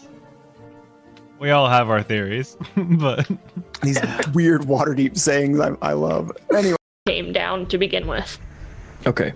Let's go different directions. You have really good stealth. Oh shit, you have to have me near you. You won't have pass without a trace, but you have better stealth than me. I can just give you the keys and I can go the opposite way. If they catch me, they catch me. It's fine. I'll just go back to that room with our friends. What did you see in here first? What is in here? Oh, there's a hallway, but I couldn't get through it because there's a big gated door and I couldn't fit under it. Not as a tiefling, as a snake. Clearly, I couldn't. Why don't we just try to knock this guy out and see what is inside? Oh my god, that's a much better idea for sure. Let's just do that. Oh, there's And darkness as you cast in there, so say, you're not going to be let's able to just see. knock him out. You see the door open, and this human man opens up with his. You punch him. Roll the hit. just throat check him. Just roll the hit, Callista. I'm striking so bad. I can only salvage anything I have equipped. Sumner. Sumner! You look like that meme. People that put like a head on top of it. Exact. Sumner, that's what you look like right now, my dude. I feel like with the background specifically, it's magical. It really helps. Guys, I'm sorry, I wasn't prepared for this shit. Nothing. Who truly is? Oh my god, Sumner, you're ridiculous. Come on down. The siren or to me? The siren. hi, have we met? My name is Siren. He's jumped over the pit, gone to the hallway, and he's just gonna watch. I can't believe I'm a part of this, but here we go. Siren, would you please check this door for me? Yeah, it's a door. I've seen one. What is on the other side? Yeah. On the other side. What the fuck? She opens the door and gets stabbed by spears.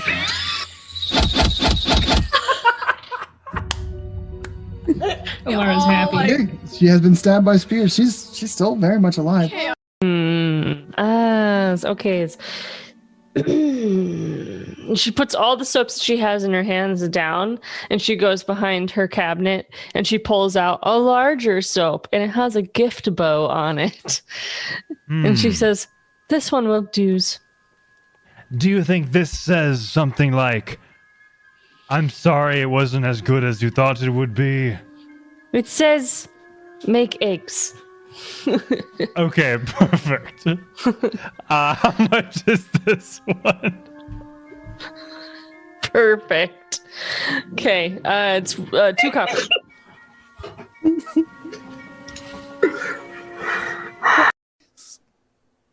All right. As long as you promise to keep your eyes closed the entire story, first we'll lull you I'll to keep my eyes nap closed the whole time. It's fine. Yes, with my melodic voice, I will lull you to sleep with a tale of a golden dragon. And we're back. We're back. Hey. Hello. Back. Hello, here's your nightmare to my left. So His name is Pumpkin. Pumpkin. Who wants to tell us what happened the first hour that we were live? I'll do it. You got this. All right. So, first hour we were live. Arnie woke up. Arnie gets breakfast for everybody because Arnie is a gentle person. We brought breakfast back up to the bedroom. Mordecai forgot how to put on pants, which was great. And then we ate breakfast. We brought... I encountered Irina. I told Irina that we would escort her to the church on our way out of town. Damn, we forgot about Irina. And then we got Arbel. Arbel was gifted the sword that Thistle and I bought for her a couple of sessions ago. And then we walked all the way to the Vistani camp outside of Valaki. We delivered Arabelle, and we were given a choice to be able to pick a gift out of any of the out of the wagon that he showed us. And inside that wagon, we found a box. We really wanted the box. He didn't want to give us the box. Turns out everything inside that box was agua, or water. And then we decided on a lumpy rug because... Why wouldn't we want an old, ancient, lumpy rug? It is a really nice rug. It's a outside of what the lump was. Honestly, Arnie was convinced that it was like a flying rug, and until our friend Pumpkin jumped out of it, I was going to try and climb on it and make it fly. But so we unrolled the rug about half an hour away from the camp, and out jumped our friend Pumpkin, which you see somewhere on this screen. And Pumpkin is a horrifying little construct that looks like a jester demon child, and a robot had another child, and then that was so Pumpkin. Beautiful. We have decided that we are trusting Pumpkin, which may or may not be our downfall. First is currently playing dice, thank you, with Pumpkin, while Fame is going to look for berries so that we can disguise Pumpkin and bring him safely back into town. And I think that Arnie is going to go with Fame into the woods so that Fame is not alone. I think I covered it. Did I do good? You did good. Yeah. You guys, that was great. That was a great summary. So, Fame, I need you to give me... I guess I'll make it a survival check for gathering materials you can use as a disguise. 19. 19. All right. You spend a short rest, 30 minutes or so, gathering berries and mud and like making the right mixtures to make it kind of maybe a skin tone that's not, leather or metal. During this time, as Fame is out collecting resources, Mordecai, you see a figure running your direction from the south.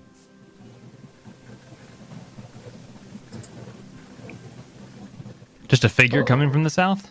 Yes. Whoa, whoa, whoa. And I immediately gesture to anyone who's nearby me. I'm sure this sounds like Fame is preoccupied. So Fame and, First Thistle and Arnott. Yeah, I'm going with. Sorry, my mic was muted. I'm going with Fame to collect resources. Okay, so you went with Fame then. So the Fame isn't alone in the woods Okay. that we know bad things come from. This figure, how I need a height and weight. What are we looking at? How fast are they As traveling? it gets closer, you notice it's not very tall. It seems kind of short.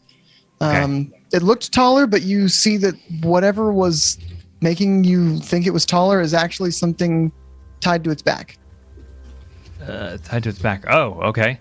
I step in the way and go, whoa, whoa, whoa! What are you doing? And I hold my hand out with my violin in my back, my other hand, as like it- kind of behind me, like a As weapon. this but figure it's not. comes through the mist, you see that it's Arabelle again. Arabelle, what are you doing here? I wanted to give my own gift as thanks for your saving me. I couldn't read your future because my tools were ruined, but I could give you this. And she hands you a leather-bound book. Well, thank you. And I put my violin back into my holster, and I take it with both hands. Thanks. It was under Argal's bed. I stole it from him. Is he gonna think we stole this from him? No, he hasn't. I don't think he's found that in many years. All right. Well, this looks nice. While she's in front of me, I want to kind of inspect it a bit. Okay. Can I try and open it? Is it bound? It is bound. As you try to open it, you can go ahead and open that envelope, Sumner. Oh.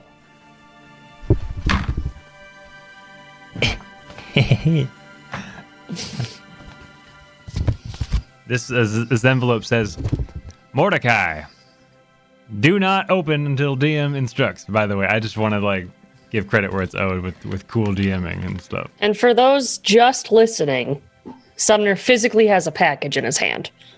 Oh, thank you. Yes, thank you. I'm usually the one to call it. Yeah. So I have a physical package in front of me. I'm ripping it open right now. It's got a wax Literal seal. package. Yep, hold on. Oh, it has a wax seal and everything? Yeah. What color is the wax? It's red, like blood. Is there an imprint in the wax? There is. What does it look like? It's D for dungeon. Dungeon. Or Dylan. Or Dylan. But that's cool Definitely not Dylan. Just Dungeon. Why would it be Dylan? I think it's dragon. I think it's D for Strahd, like the D on the end of Strahd. That's exactly what it is. No, it's definitely for Dylan. We tease. Ooh. I also put a picture of the book in our little chat. Oh, that is some fancy pages with blood wine splatter, blood see. splatter, pretty intricate script. Goodness. Stressed pages. I should head back before my father notices I'm missing again. Yeah, no worries. We'll take good care of this, and thank you so much, and be careful. That sword is bigger than you are. That's fine. I'll learn to use it. She begins to run back. She gets maybe 10 feet before she stops, turns around and runs into Mordecai to give him a big hug before turning around and running back again. He reciprocates. Cute. And he turns back to First. Hey, First. And I assume you witnessed that. Yeah. As a gift, Yes. she gave us this book. It belonged to Aragon. Under the bed. Apparently, it belonged to him, but he won't miss it. Check it out. It's got a couple pages in here, but may I read it? So it's a thick book, but a lot of it's been garbled and ruined through the years. But the pages you have are the pages that you can make out. Yeah, so there's not... May I read it out loud? Yeah, absolutely. It's All right. an object you have. If Mordecai would read it out loud, go ahead. Yeah. So I am the ancient, I am the land. My beginnings are lost in the darkness of past. I was the warrior. I was good and just. I thundered across the land like the wrath of a just god, but the war years and the killing years were down on my soul, as the wind wears stone into sand. All goodness slipped from my life. I found youth and strength gone, and all I had left was death.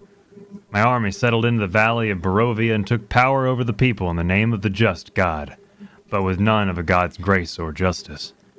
I called for my family, long unseated from their ancient thrones, and brought them here to settle in the castle Ravenloft. They came with a younger brother of mine, Sergei. He was handsome and youthful. I hated him for both. Sounds like me first. That's true. From the family of the valley, one spirit shone above all others. A rare beauty who is called perfection and joy, treasure. Her name was Tatiana, and I longed for her to be mine. I loved her with all of my heart. I loved her for her youth. I loved her for her joy, but she spurned me. Old One was my name to her, elder and brother also. Her heart went to Sergei. They were betrothed, and the date was set.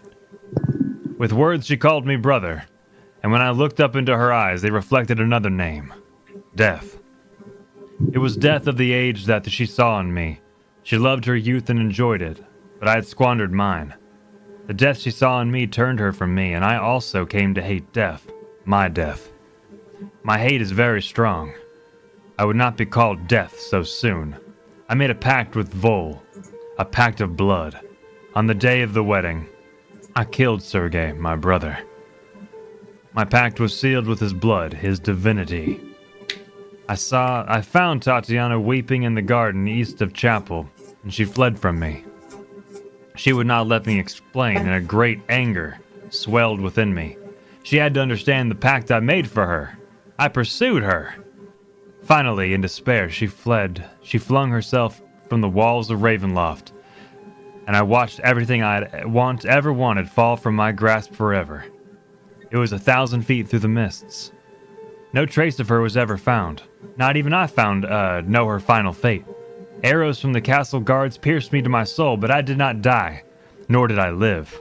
I became undead forever. I have studied much since then. Vampire is my new name. I still lust for life and youth, and of course the living that took them from me. Even the sun is against me. It is the sun and light I fear most. But little else can harm me now. Even a stake through my heart does not kill me, though it holds me from movement. But the sword, that cursed sword that Sergei brought, I must dispose of that awful tool. I fear and hate it as much as the sun. I have learned much, too, about this land of Barovia. Ancient are its ways, ancient beyond the knowledge of simple life folk of the valley. Ancient saints dwelt in this valley long before my coming, and 3 hidden fanes still. Sorry, this pot is heavily drenched in blood. Still. Oh my God, there's blood all over this page. Tributes to their memories. I visited the swamp fane. More blood. Sorry, first. The forest fane and the mountain fane, and claim their power for my own. Their servants now serve me, and thus I have become the land. I have often hunted. There's so much blood on this page. I have often hunted for Tatiana. I have even felt her within my grasp. These are tears. But she escapes me. She taunts me. She taunts me. What will it take to bend her love to me? I now reside far below Ravenloft. I live among the dead and sleep beneath the very stones of this hollow castle of despair. I shall seal shut the walls of the stairs that none may disturb me. That's all I can make out. That's some heavy stuff there. It is. And also, apparently, a large amount of blood. Quite a bit. Can't help but think that this is Strahd's doing. I am quite certain that Strahd wrote this. You think? Oh, I'll be damned. There are many factors that point to it in the text. Eloquent son of a bitch, that's what he is. Well, when you're as old as he is called the Ancient One. Yep. It is written there in the book. It's about this time that Fame and Arnie return with the materials needed to make a convincing-ish disguise for Pumpkin. Well, welcome back. We got a interesting piece of information here. Take a look. And I want to hand it to whoever's closer, Arnie, whoever, and give them time to read what I just read aloud. Oh, while I'm reading through it, I'm gonna just sort of kind of be like, Well, Strahd really needs probably therapy. Or that sword. Oh, I haven't gotten there yet. Give me just a moment. Oh, sorry, yeah. No, you're fine. You're fine. It's right above the 5th blood splotch. Oh, okay. Here we go. A vampire. New name. I'll put it in our chat as well. I took notes on it while he was reading because I hoped he would let me read it afterwards. There it is. It says here that he fears sun and light, which is good for us to know. Stake through the heart keeps him from moving. Important information. And whatever the fuck this sword is, I hope it's big like mine. Why would they have it though? Why would the Vistani have this? I kind of reach to take the paper from Arnie. I start smelling the blood splotches. Can I tell if it's human blood or anything like that? An investigation check. Okay. I want to help you. Okay, hold on. I'm checking my features really quick. Check your features. I'm going to give you that bardic inspiration also. As I need a pick-me-up and I begin playing the violin to calm the mood right now. I will take the investigation check if you'd like, but since it's undead, my favorite enemy, would I get a survival check since it's kind of a tracking thing to be smelling blood? But I'll take investigation. I'm not trying to fight you. And add a d8 to it. Okay. Determine if it's human blood or not. That's why I said investigation. That's fine too. D8 you said? Yes. My investigation's +4. Okay. So that gives me a 24. 24. This only smells of old book. If this was blood or wine or whatever, it has been long since, the scent is long since gone. Okay. This book is ancient. This book is the land. This book is very old. I'm sure I am unable to. I am surprised, honestly, that I'm unable to discern anything from this besides making it wet again. But I don't want to ruin it. That is something that is surprising.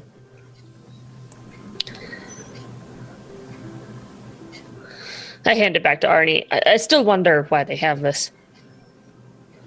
Or maybe we could go back. Not that I want to just travel in and out of their town, but... Well, okay. No, Perhaps we can find something that might help to mend it. Ooh. Oh, I think I know that song, actually. Hold on. I begin sifting through my... Oh, it's a simple one. I cast Mending. All right. The cut edges of the pages mend together, but mending doesn't fix writing. Right. Okay. Well, heck. Okay. Oh, it looks better now. So now, if the Vistani find that we have this, we can say and we your fixed song was beautiful. Thanks. Wait. What is it, Arnie? When we were at the original Vistani camp and the older woman was reading our cards, didn't she say something about a book? She did. Perhaps. Was it Thistle? I can't remember. My fortune was like, "You're doing great, kiddo," and sent me on my way. But I think it was Thistle's fortune that had something. Well, there was the book-related. general fortune as well, like the group fortune, and then the individual fortunes. And the group fortune, I thought mentioned something about a book, but I could be incorrect.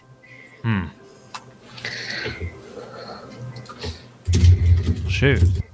Give me a history check, Arnie. Okay, history. Ooh.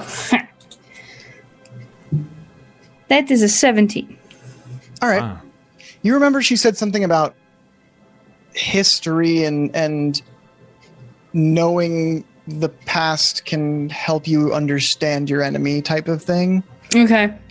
Like very, very like, can't fight what you don't understand.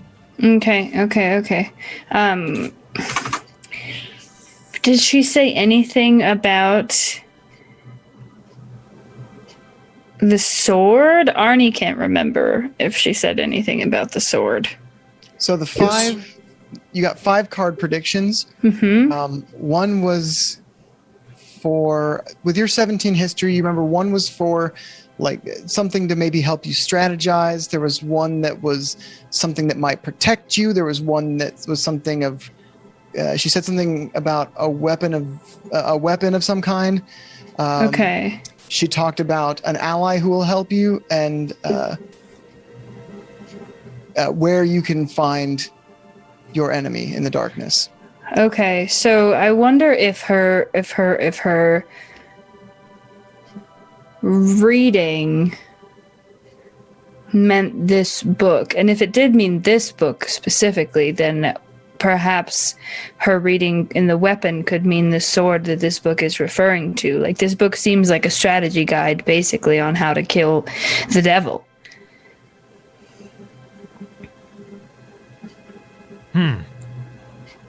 What do you think, all of you, friends who possibly are smarter than I am? Yeah, that's about what I think too. I mean, this is a manual for how to kill this some guy. Look at this. I take the Did it book out. mention where we could find the items? It did, possibly.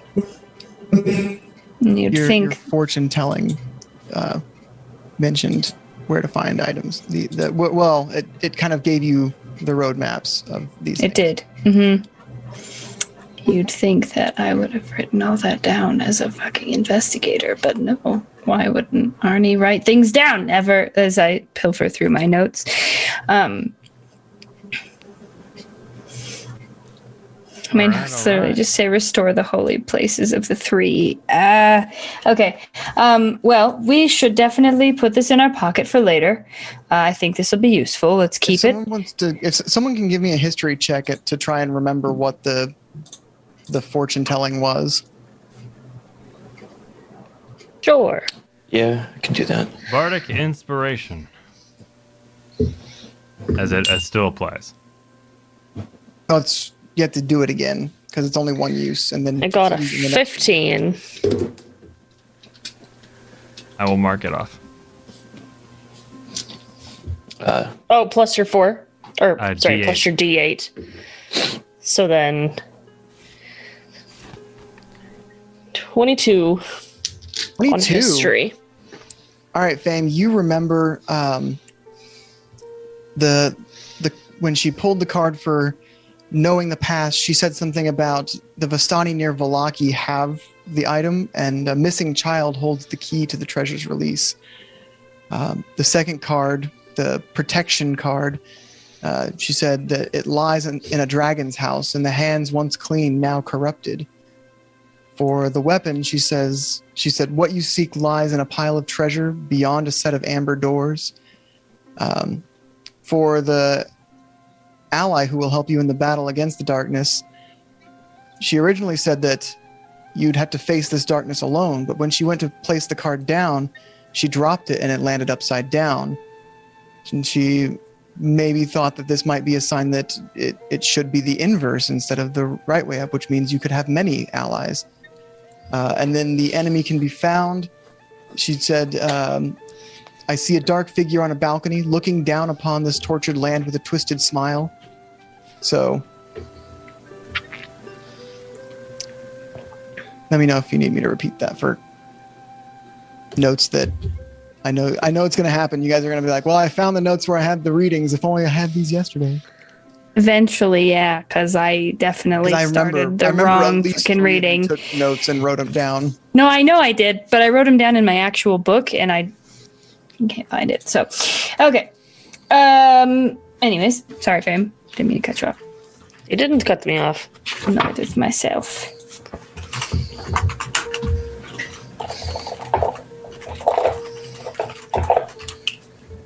So I imagine you guys are having that conversation as you're like making the disguise and like kind of putting makeup on Piddlewick Pumpkin. So you make your way back to Valaki. Passing through the gates, now the guards are somewhat familiar with your faces. They don't really give you any any issues like they did the first time you guys came through here. Where are you heading? I would like to head back to quickly back to the inn to get Irina, so that we can escort her to the church without, risk. Okay. You make your way back to the Blue Water Inn. As you arrive, before you go through the door, you literally bump into somebody coming out. And he, excuse me. Are you with? You're with First, are you not? Yeah. Yes. I actually was instructed to give something to you, and only you. First or me? You and your companions. Very good. I will take it. He hands you a small package wrapped in brown paper. I take it very hesitantly, and I weigh it in my hands, sniff it. It weighs maybe 2 pounds and smells like paper. Okay. You get a faint smell of ink smell, maybe. Okay. Well, thank you for this this package. You're welcome. And he heads off into town. I'm gonna open it. You open it up, and inside you find a letter and a box. What does the letter say? The letter is from your friend Vasily. It says, I have arranged a meeting for you and Lady Wachter to have tea later this afternoon. And if you could do me a favor of delivering this package, or this box to Irina. Sincerely yours, Vasily. I'm gonna open the box. In the box, you see a small dagger. And a little, you see some paper underneath the dagger. Yeah, I want to read that too. You take the paper out from under the dagger, and it says, please accept this gift that you might be able to better protect yourself against the shadow that seems to haunt you. Aww, it's a gift of love. Okay, and then I'll put the box back. Very carefully, I put it all back together like I've never fucking read it before. And I'll slip the box into my pocket. And then, did anybody else follow me to the inn? Or am I alone there? Fame did. Mordecai also followed. Okay, yeah, so then everybody... I guess we're all going, okay. Yeah, I don't think we split up, so... We haven't split up. So then this interaction happened with all you guys around. Perfect. I'm outside the shop at the very least. Okay. Because my plan was just to run upstairs and grab Irina real quick. So I'll give her this. So you run inside, and you do see Irina sitting at a table having a conversation with 2 men. She looks a little disinterested, but is being polite and having the conversation. These 2 men look like they're having a good time. Cool. Do they look taller than me, or do they look bigger than me? One of them looks taller than you. The other one looks shorter than you. All right, cool. I'll pick the. Are they flanking her at the bar, or are they both on the same side? They're at a table. They're at a table. Okay. As you approach, you hear one of them, "Oh, that was so sweet! Yes, hell yeah!" And they high five each other. Do you remember that time that we did that was so dope, wasn't the hell yes, brother? They headbutt each other. I will walk up to the table and I will sit, you know how you casual sit / lean on a table? Mm-hmm. I'll do that, but with my back facing the guys, and I'll go, "Hey, Irina. I've been looking everywhere for you." Oh, hey, Arnie, glad to see you again. If you'll excuse me, my friend, I have some urgent business with my friend. I want to make sure they can see the big sword that's on my back. Okay, yeah, they definitely have a good view of that big sword on your back. Good. That's good. Irina, we got places to be, baby, and I have a gift for you. So if you wouldn't mind coming with me. I know we had plans for the day, so let's be on our way. It was lovely meeting you two. She says as the two dudes hardly notice that she's gone. Good. They continue to retell stories of stupidity almost. I mean, they're telling like remember that time I got on top of the church and pulled down the holy symbol from on the roofs, and then I fell off the roof and broke my leg. Oh, dude, that was so cool. Like, it's stories like that where it's like, okay, cool. So you exit the Blue Water Inn. Your friends are out there. Irina comes with you. So are we heading to the church now? Yes, and I did actually have a gift for you. Here you go, and I'll hand it to her. That was not a lie. Okay. She opens it and inspects the dagger. As she pulls it from its sheath, it actually has a decent-sized emerald on the where the crossguard meets the blade. What a nice gift. She reads the note. Puts it back in the box, puts the dagger kind of... she holds it in her hand and puts the box in her bag. And, well, then, shall we be off? Do you want help with fixing that to your belt? Or? Oh, if we have time, yeah, I would be easier than just holding it in my hand. She undoes one of her belts and slides it through and I mean, it takes a couple minutes because she's having to undo belts and slide it around and then redo belts. And these are old-timey belts where they loop through and are 6 feet long. So, but she gets the knife on the belt and are we ready to head to the church now? Yeah. You ready guys- when you are. You guys start heading to St. Andrew's Church. You're familiar with the way to get there. That's where it's right next door to the St. Andrew's Orphanage, where you had your investigation with the orphans the other day. Upon reaching the church, you see a slouching centuries-old stone church. It has a bulging steeple in the back and walls lined with cracked stained glass windows depicting pious saints. A fence of wrought iron encloses a garden of gravestones next to the church, and a thin mist creeps among the graves. As you enter the church, there is an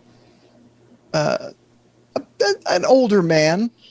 He's got gray hair and a bushy beard, and you only catch him, a sight of him as he hurriedly walks through the middle of the church like he's going to a different wing of the building.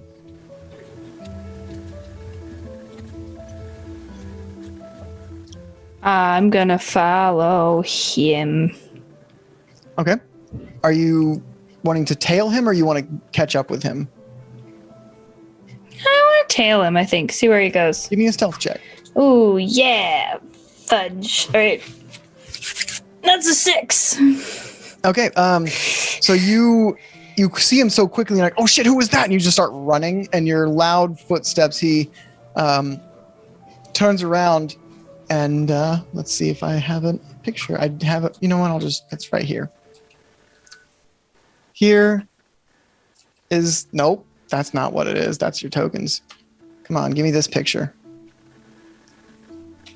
Nope, that's your tokens again. Well, that's fine. It's that bearded man. He's got some priestly robes on with a red sash kind of going over, and he turns to you as you are running down this church aisle to the back wing where he was heading towards. He's like, oh, my child, is there something I can help you with? Yes, actually, I was looking for the I was looking for the father or the head of the church here. Do you know where I could find him? Yes, that would be me. I am Father Lucian. It is a pleasure to meet you. Father Lucian, that's great news. Is there something I could help you with?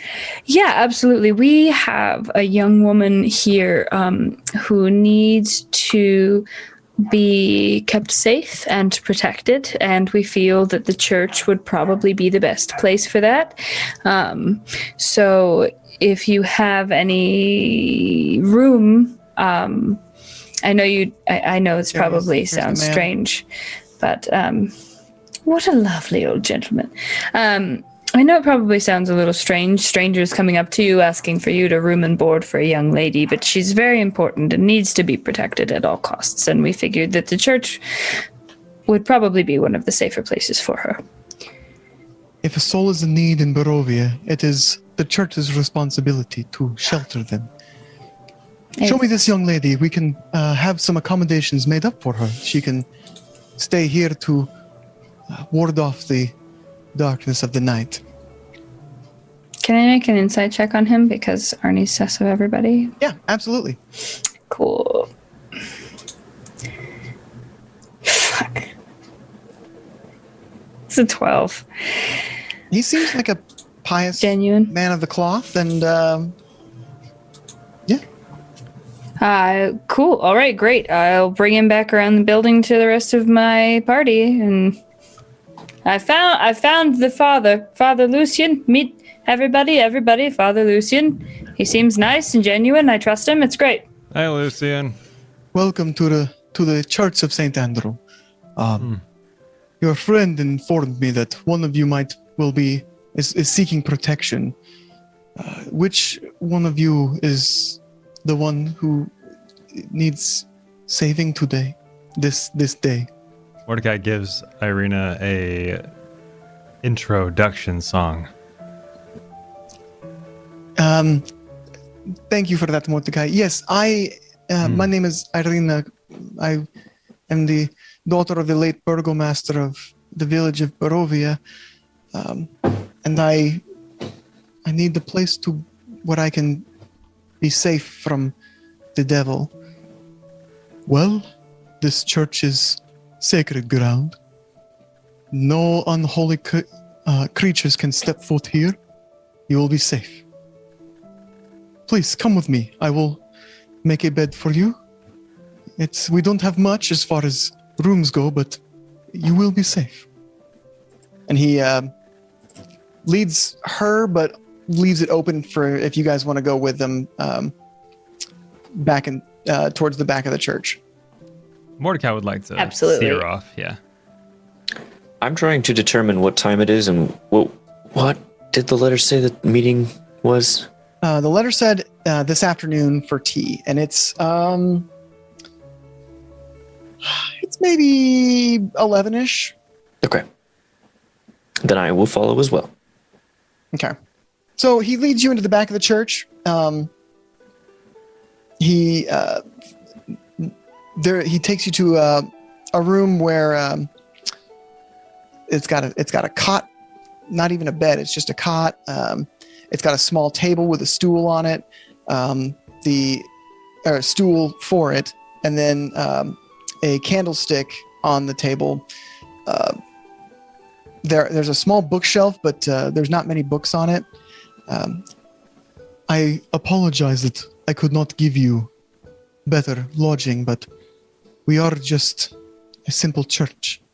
I hope this will be to your liking. Irina immediately responds, as long as I can rest easy, I do not care if I have to sleep on cold cobblestone.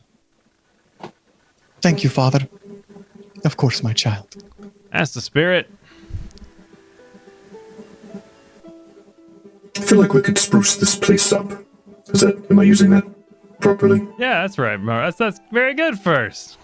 Great. Here's a rug. Oh, wait. That is a very expensive looking rug. Are you sure you wish to? We are not sure. Are we not? This is a fine rug. First, we can sell this. What are we gonna do with this? We're gonna sell it for money first. This is an antique. Yes, but Irina could use comfort. She just said this is better than cobblestone. Isn't that right, Irina? I mean, with all due respect. I mean, yes, this is better than cobblestone, Fantastic. I'm sorry. I don't mean to be rude. We can get you something nice. I just feel like, how about we go sell this rug? We'll get you some nice furnishments, and is that a good compromise? I would think it would be a great donation to this place of worship, as this seems to be a place where people come in a time of need. And we don't need to sell this rug. I think we have plenty of currency. But I suppose we've voted on everything else before this. Fame, Arnie, rug be sold or what? Well, does it do anything besides be heavy and take up space? That's a good question. That thing is heavy.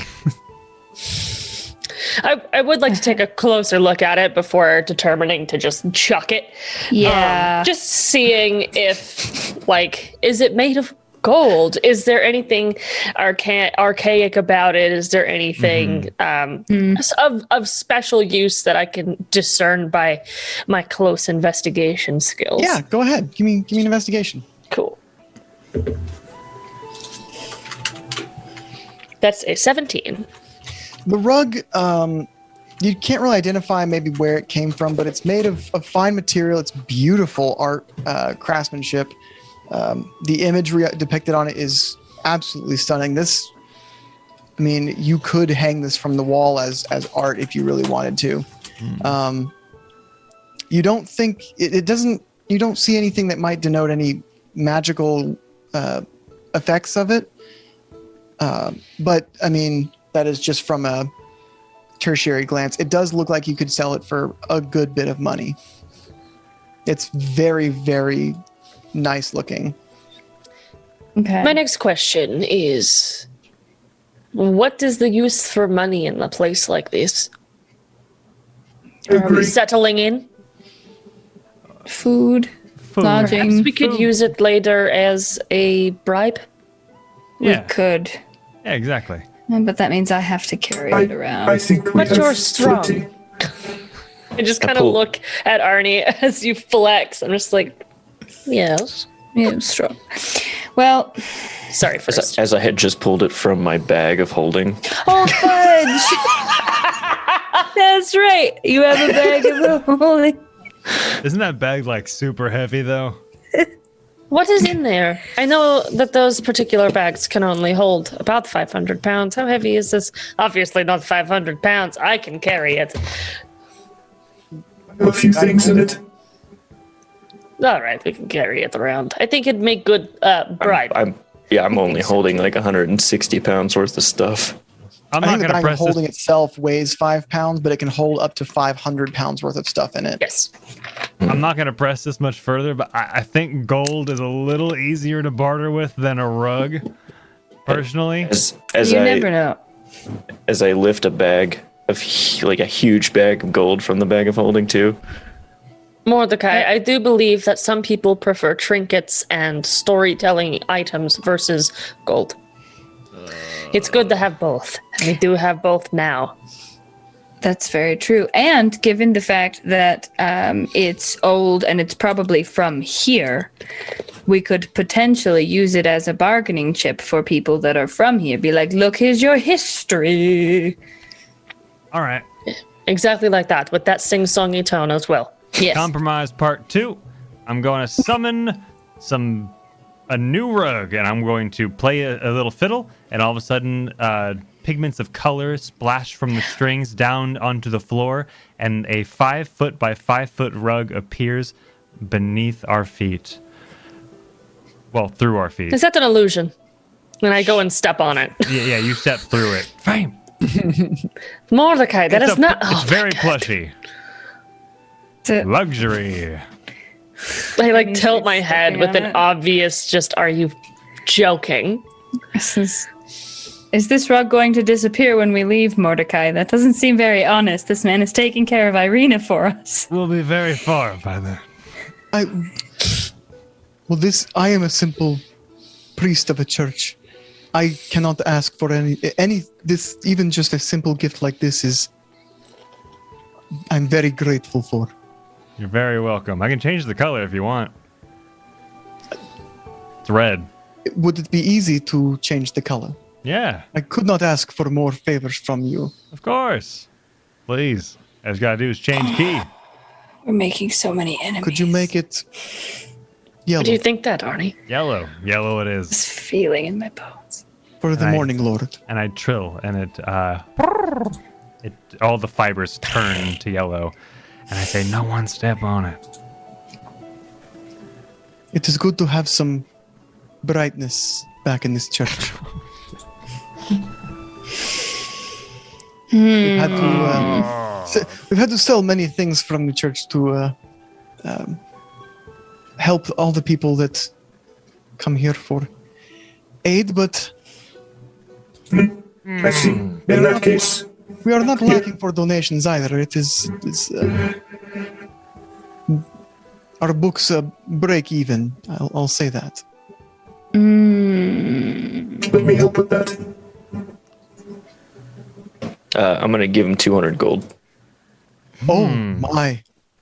Are you sure? This could go so far for so many people, but I would. This is a lot of money. Are you sure you wish to give this to me? Of course. Dame, did you want to say something? No, I was about to out how much money I have, and I thought secondly. Oh, okay. Sir. I've got 9 gold pieces. Wow, you're poor. You're super poor. Almost like you didn't go on a whole adventure where you Try owning an inn. Steal 500,000 gold. It's almost like I just got dropped into Barovia and had my entire party murdered. It's fine. I'm fine. It doesn't happen a second time. Ah! But yes, I think you and I are of similar mind and wish to help others. This is merely to help that cause. It is good to know that there are people willing to help others. Thank you, my child. Of course. Now, my dear, would you care for something to eat? We do not have much here to offer, but you are welcome to eat with us. Oh, no. I actually have already made plans to eat with somebody for lunch, but I would have supper with you if you can spare the food. He looks to the bag of gold that First just gave him. I think we can spare food for for a while. You are welcome anytime, my child. I would just... Yes, I know. As long as I am back before sundown, I should be fine. All right. The doors are always open to you. And Irina turns to the rest of you. I appreciate you seeing me safely here. I actually have made plans to have lunch with somebody, so I will, I guess, see you around. Who are you having lunch with, Irina? Is it who I think it is, Irina? I mean, it's Vasily. He offered to. He's the only one I know in town so far, and he's very kind. And that a girl? Look at you. Get it. Just keep an eye out for Isaac. Avoid at all costs. Okay. I do not know who this Isaac is.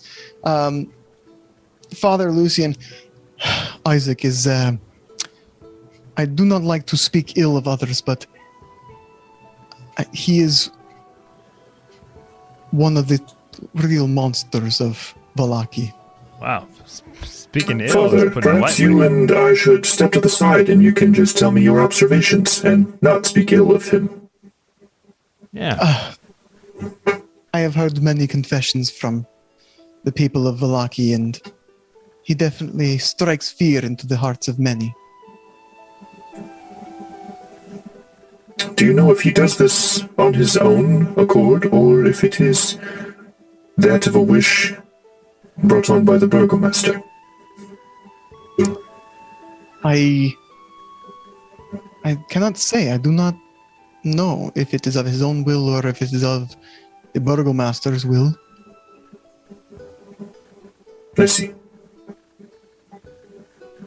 Well, should you think of anything that might be useful, I myself have not enjoyed the way that they run this place. It does not seem logical.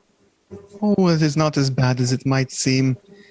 The burgomaster may put people in stocks for a few days, but it's been a long time since anyone was exiled from Vallaki.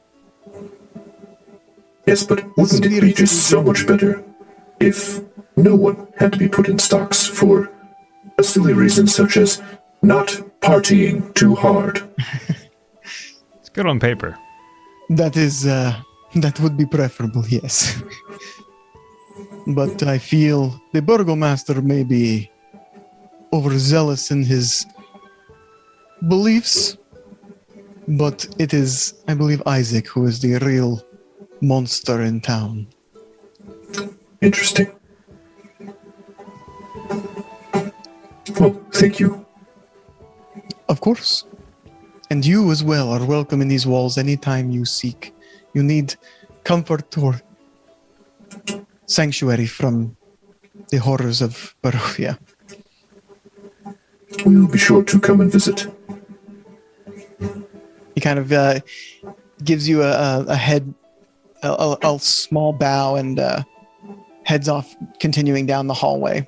Presumably going where he was going before giving room to Irina.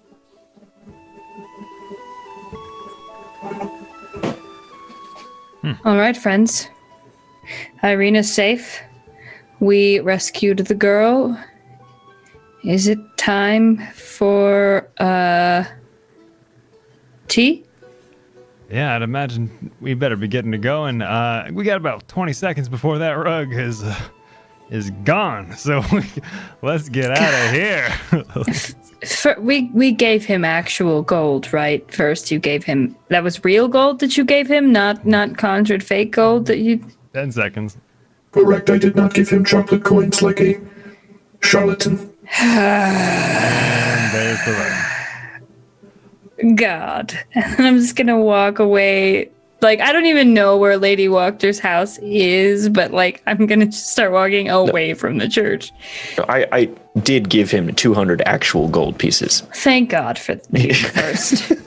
At least someone's honest. I was saying I did not give him chocolate coins like a charlatan. Yes, yeah, no, but the rug was still fake. Yes. Okay. I mean, he was grateful. It lightened up the room. Even, beggars can't be choosers, and like, it didn't cost him anything, and he's not depending on it for anything. He's just, oh, that's really nice. Close one. Well, Irina heads off, and that leaves the four of you in the church. Oh boy. I swear I've been in more churches in the past 2 weeks than I have my entire life. fair. So I know that we don't really know Irina. Well, you don't really know Irina. I know Irina pretty decently. I'm a little anxious, just sort of leaving her somewhere. Why is that? She seems fairly capable. Capable, yes, but not necessarily against what's coming for her, if you know what I'm saying. So I just, I mean, no. Sorry. Funny. Just Mordecai? That is gross. That's not the context. Anyway, my brain. I just look at Mordecai while Arnie continues to talk. Arnie just bumbles for a second. I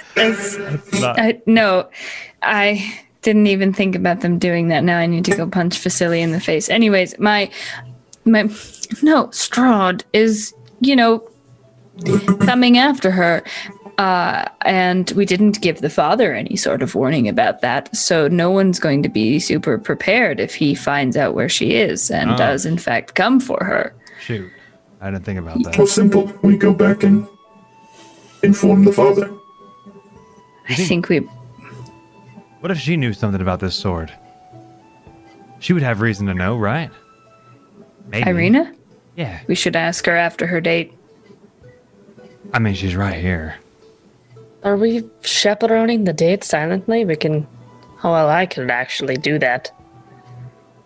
What if we kidnapped Vasily and Fame actually dated her? And then you can interrogate... No, that's too much. No, we could just ask her normal style. Too much, Mordecai. Yeah, we too could much, just too ask much. her the truth. Sorry, I'm always doing this to us. It's okay. I understand the need for grandeur. It makes sense. But we could also just watch the date and I could go in as a patron.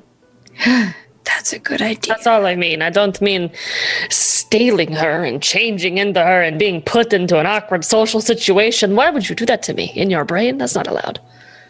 Fame, we could use you as bait, though, if we ever wanted to catch Strahd. Yes, you could. Not that I'd want to. You're It's very all pretty right, how you everyone. are. That's not what I mean. I mean that is just something that's happened quite a lot. So, I could just imagine that would be tiring. If it's not something you want to do, that's fine. I'm sure if we're it's the benefit of the group, but fine. Stop arguing. Stop arguing. So are we... What time is it first? I'm not good with clocks. I just look up at the sky. It's gray. First, yes, please. The time is... Very late. You're muted. You're muted, Dylan. 11:37. 11:37. Perfect. We got 30 minutes. So, do we all want to go to Lady Watcher's house and meet with her? Or do some of us perhaps want to keep an eye on Irina while the others go talk to Lady Watcher, perhaps? I'm sure Irina could use some help getting ready. I could keep an eye on Irina. Do you think I should do that just as me? Or The letter did say afternoon tea. It didn't really specify like noon tea, but just afternoon before evening kind of thing. We I can think all I'll just stay. I'll do a stakeout, actually. So yeah, to stake out with you. You could stake out with me if you'd like, but you can't change into anybody else. No, but I could take off my coat and put my hair in a different style, and you can paint my face. Fame, do you not have a disguise kit that you could use on Marty? Actually, again, Pumpkin pulls out his white foundation. Oh, oh, Pumpkin. First, you would believe it or not, but I actually don't need a disguise kit because I am one. You are a living disguise kit. Let me look at my... Fair enough. But now that you mention it, I may buy one for the future. You can't change your clothes, though, right? I always see you wearing the same garb. I change my clothes when I change people. It doesn't. I can do whatever I want. I'll change into you and put your clothes on. And I just walk I'd like up to to see him you and try. I like These pants are very Rolodex into him with the intricacy of his pantaloons. How dare you undermine my Can you change pantaloons? clothing as a changeling as well, or is it just Sure. your body? Yeah, you can't change your equipment, your actual equipment, but you can change the way that you look. Yeah, that's what the I knew disguise you like could where- change like mechanically the equipment, but I didn't know if you could change like the way the clothes look. You're right. No, because It's I not- remember. it's I not- remember. Okay. I wasn't sure. I remember when Fame changed into the captain, but was still wearing Fame's clothes. Yeah, you're right. I was like, I changed into Mordecai, but in my clothing. So you look like Mordecai, but wearing Fane's clothes. Give me your pants. I never thought it'd be like this, Fame. But I gotta say, I like your angle. It's your angle. You're obsessed with yourself. I'm getting out of this immediately. Oh, Stop looking come at on, me. I'm into it now. You're looking at me, not you. Oh yeah, sorry. Well, I mean, I may not be able to change my appearance like you, but I could probably just throw on some commoner garb and That'd be fine. probably not look so much like me. Take off a really cool jacket, so no, it's like, Yeah, we could have who's this person? I don't recognize them without the cool jacket. We could have us facing away. You could be facing away, and I could be facing toward. So I think that would work. that would work. Let me give me just a moment to change. That works somewhere, and I'm just. Is there like a outhouse here near the church or something that I could change into? There's the chapel. That's like a smaller church on the side. Yeah, I'll just go change. I'll just go change in the bushes. I don't care. So I'll take off like my normal like, flowy t-shirt and leather pants and my sweet light tan leather jacket with fluffy white fur. And I will put on a simple dress and I will pull my hair down out of its braid. And sort of part it so that my face looks a little bit rounder, and I'll come back out of the bushes. And I have definitely hidden my sword in my dress. Okay. All right. Just want to put that out there. Okay. So but not the hand axes. Fame and Arnie head off, kind of tailing Irina. I want you guys to give me a stealth roll. Perfect. Ooh, 19. Okay. I also got a 19. Oh, yeah. Excellent. That's Stealth easy buddies. for me. So you guys blend into crowds and you kind of keep your distance, just kind of keeping her in eyes and within eye shot. She heads to a small tavern and you see Vasily is there waiting for her, and he waves and smiles as she approaches. She sits down and they begin to converse. Are you guys just keeping an eye on her? Did you want to like eavesdrop? I am getting to a position where I can absolutely hear everything that's being said. Same. Okay. So you enter the restaurant as well, the dining facility, and take a seat maybe 2 tables away. A waiter kind of comes up to you. He's like, "And what can I say, waiter? I don't know what you'd call it. Someone who works there. They're not like, oh yes, what can I have for you this evening? They're just like, yes. What can I bring you? What kind of food do you wish to have? Something savory, probably meat, and bread, and cheese. That sounds great. That Meat sounds and bread great. and cheese. All right, I can bring that for you. Good job. Give me a. Oh, I did want to mention that I am shifted into like a very tall, thin, just human-looking woman. Okay. She has like long black hair and just very narrow features. Okay. Give me a perception check, both of you. Nat 20, so 25. Hey. Very nice. Mine was an 18. All right. So you guys are both able to kind of overhear the conversation. They're not exactly like trying to talk quietly. And the noise of the places you guys can hear over. You can make out their voices over the noise of the establishment.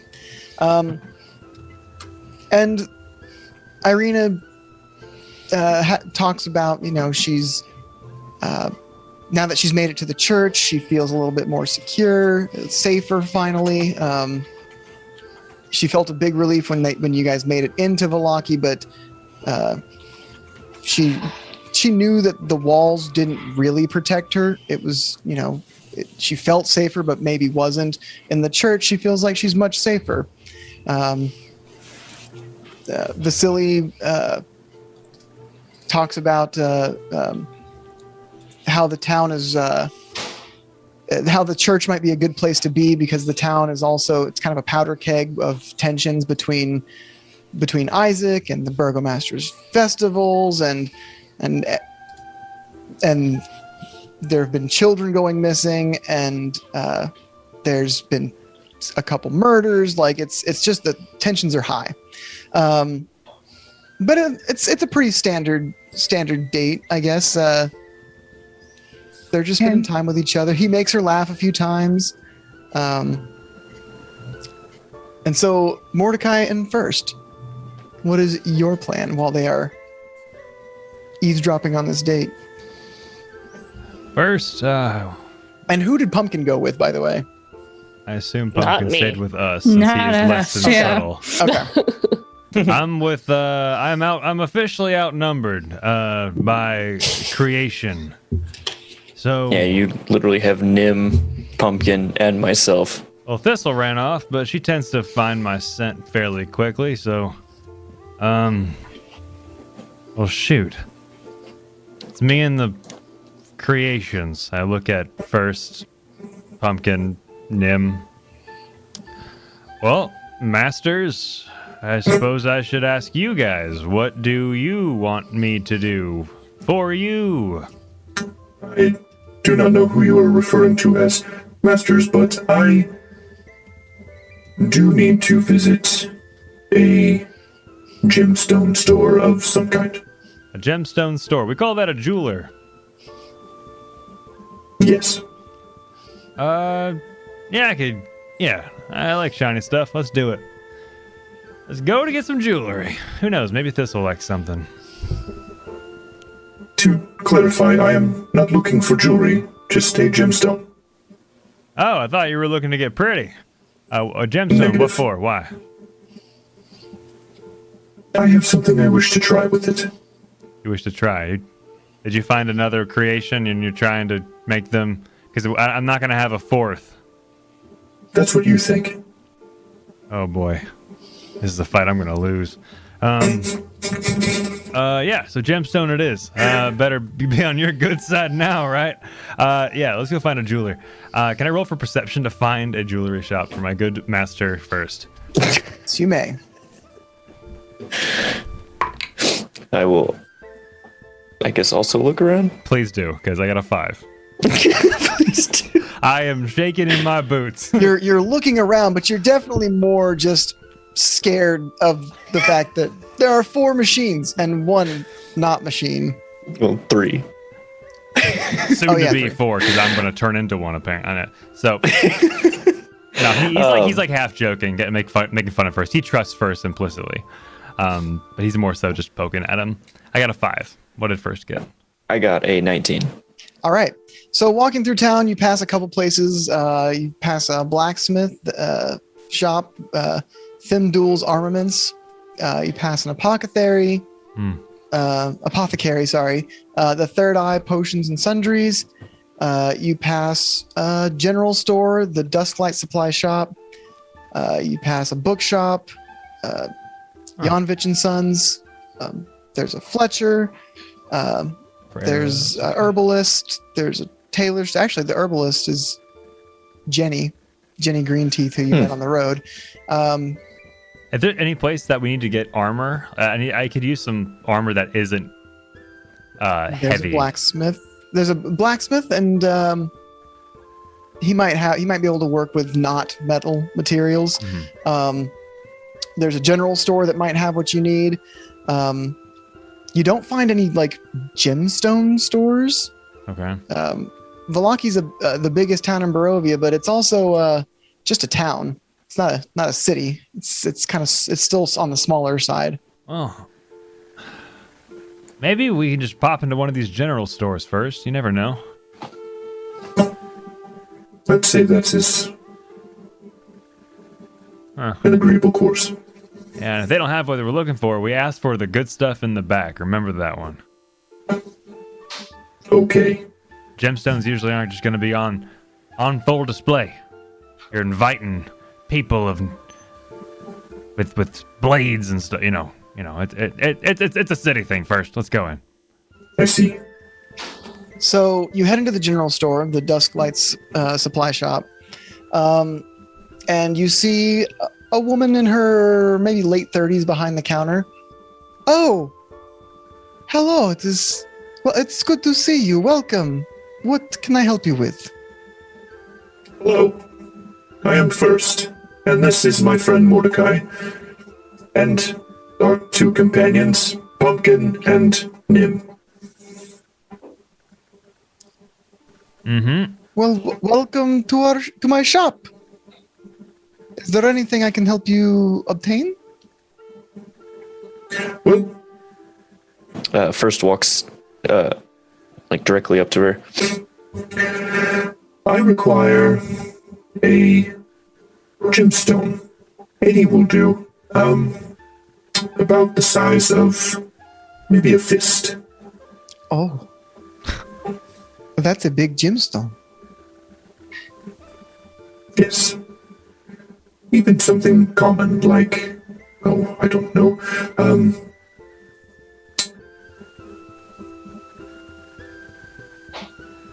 What are you going to use it for, if I might ask?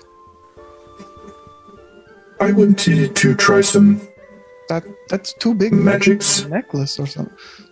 Oh, you're going to use it for magics. Yes. Would you happen to know Okay. anyone who could possibly supply one? Even a point in the right direction is something we're looking for.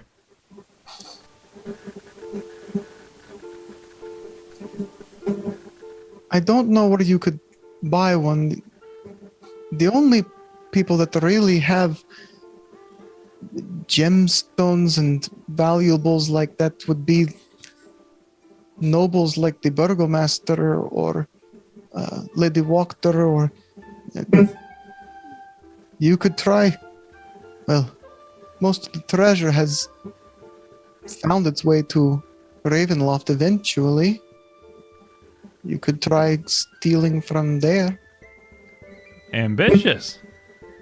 Yes, why is it that we must resort to stealing and not just asking? I don't know. Is there anything else I can help you find? Well, that is all I was searching for. Mordecai, were you in need of anything from this general store? No. We appreciate your time. And on the way out, I see like Pumpkin going to touch something, and I slap his hand away. Don't touch, vile creature. And I walk away.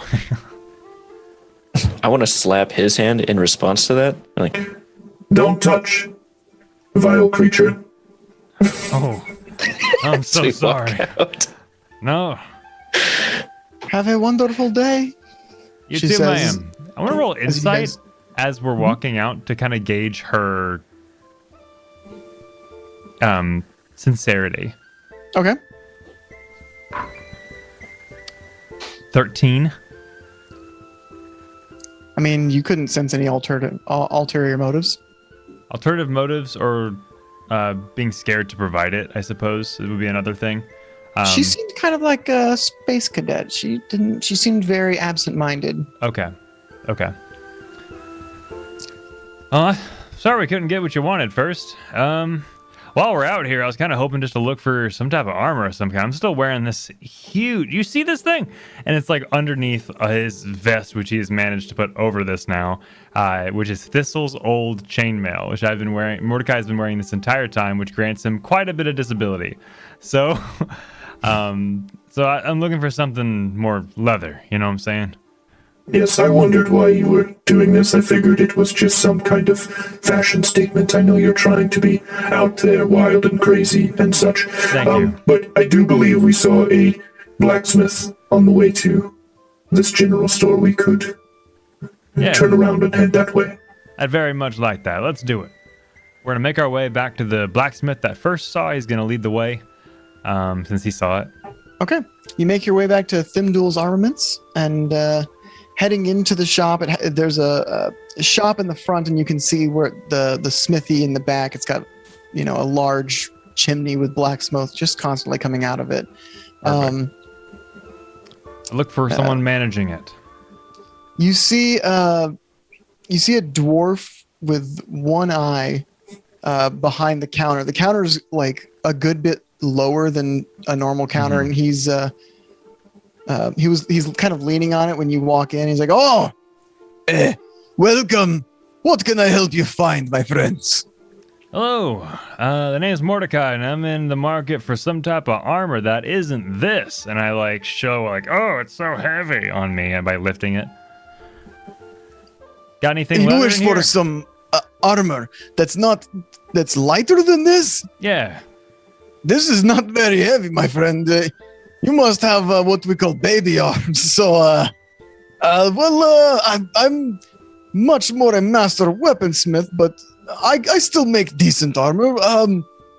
Perhaps something like this, and he comes out with a gambeson, padded armor. Is this more your weight class? Yeah. That looks nice, actually. Does it come in different colors, like red, maybe, or purple, maybe a wine? If you're wanting to make a fashion statement, I would recommend going to a tailor. Well, you don't gotta be rude. I mean, you got a dwarf and 4 feet tall, and yeah. How much is it? For you, my friend. He looks at first Nim and then Pumpkin. 7 gold pieces. 7. All right. 9. 7 it is, and I pay him 7 gold. Well, thank you, friend, and have a wonderful rest of your day. Yeah, you wouldn't happen to? No, it's just Thistle. That ain't right. Oh, Appreciate your no. time. What can I potentially help you with, my friend? Well, this chainmail. It's my wife's, but she didn't care for it anymore. You wouldn't happen to be willing to buy it, would you? I'll give her the funds, and conscience be damned.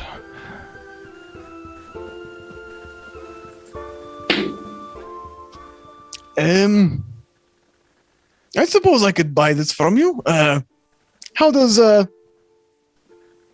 6 silver sound? 6 silver? Nah, she'll bite my head off if I come home with 6 silver and no chainmail. So appreciate your time, and I walk out. All right. I offer a dwarven goodbye and also walk out. He gives you a dwarven goodbye back. Dope. And that is where we'll end off with Fame and Arnie spying on this date. First and Mordecai probably going to go ahead and meet with Lady Wachter for tea. So ready for this coup, dude. We're so close. We're so close. I'm so close. I can almost taste. That was a really fun game. Yeah, that was a good episode. Chat is killing me, by the way. Oh yeah. You guys are funny. You guys are very funny. And yeah, you can absolutely stain leather for sure. I wouldn't expect a blacksmith armorer. That was kind of the thing. He's a weapons guy. Like I made it for function, not form. If you want form, go to someone else. Was kind of right. Mm-hmm. I like that. You DM'd a lot of characters tonight. That was a lot of DM so flexing. many. That was good. So many voices. It was nice. Good job. You. No Thank kidding. You. Favorite I'm glad I cats? finally got to give you guys one of the props that I have. Yeah, so let's talk about that because that was the piece here. So so I'm holding up the 2 pieces of paper that are like heavily stained with what I can probably I don't want to ask. They're really well stained. I want to ask what you stained it with. If Probably coffee, right? Coffee or tea? It smells. Sorry, those are too old. You can't smell them. They smell good. I can't tell what you used though. It's coffee. It is coffee? Coffee gets a darker stain to it than tea tends to. So no, that's awesome. And then I used red food drops for drops of wine, blood. Definitely blood. Unidentified.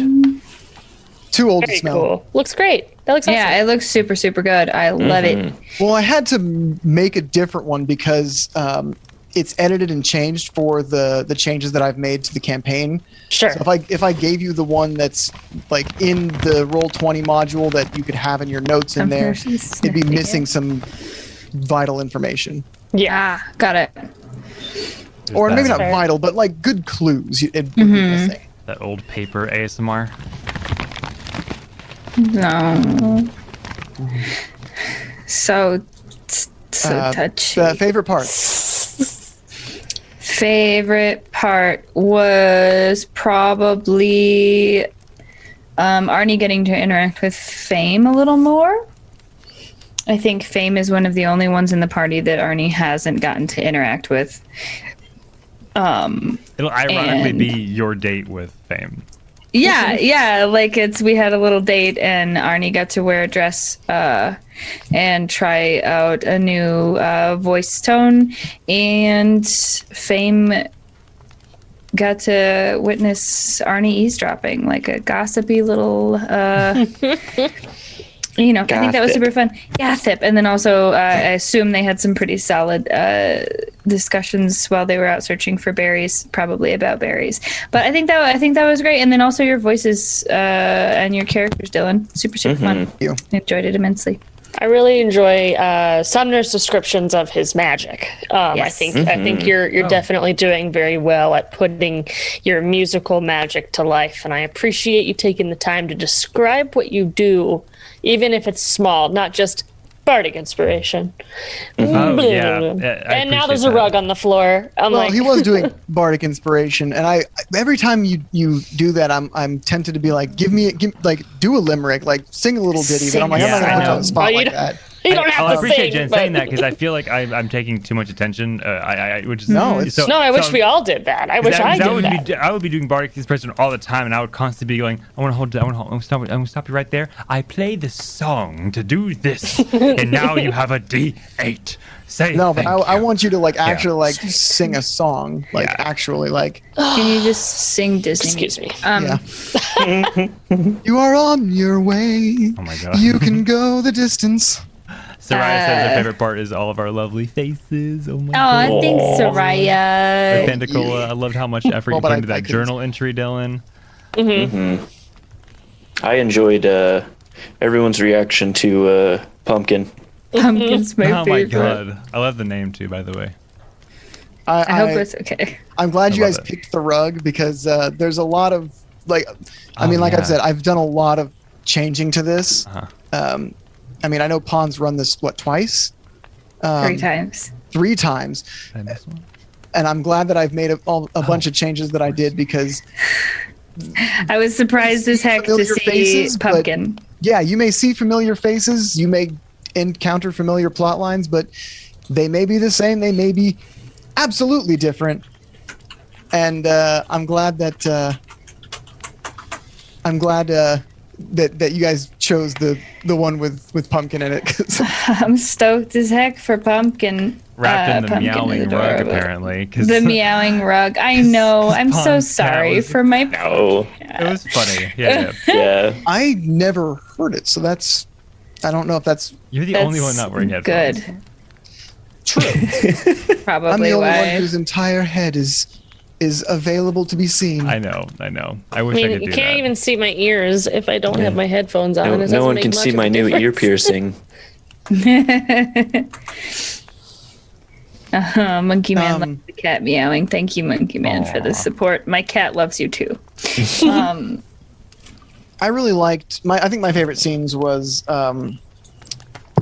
Arabelle coming back to deliver the book, and when she went to go back, she hesitated and gave you a big hug before leaving again. Aw. Yeah, I thought that was really sweet. It's just such a heartwarming, good moment in a very dreary world where you're walking through the town and the description of the church is there's a dense fog between the tombstones in this church, and it's like there's fog inside the town too. Jesus, this place is depressing. Is grim.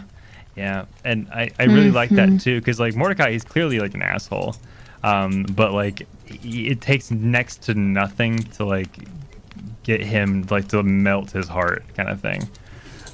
So his heartstrings, so to speak, are as bare as the strings on a violin, and you can play them poorly or with skill, and they will still be played. So there you go. Let's do that giveaway. Yeah. Yes. Cool. Sounds good.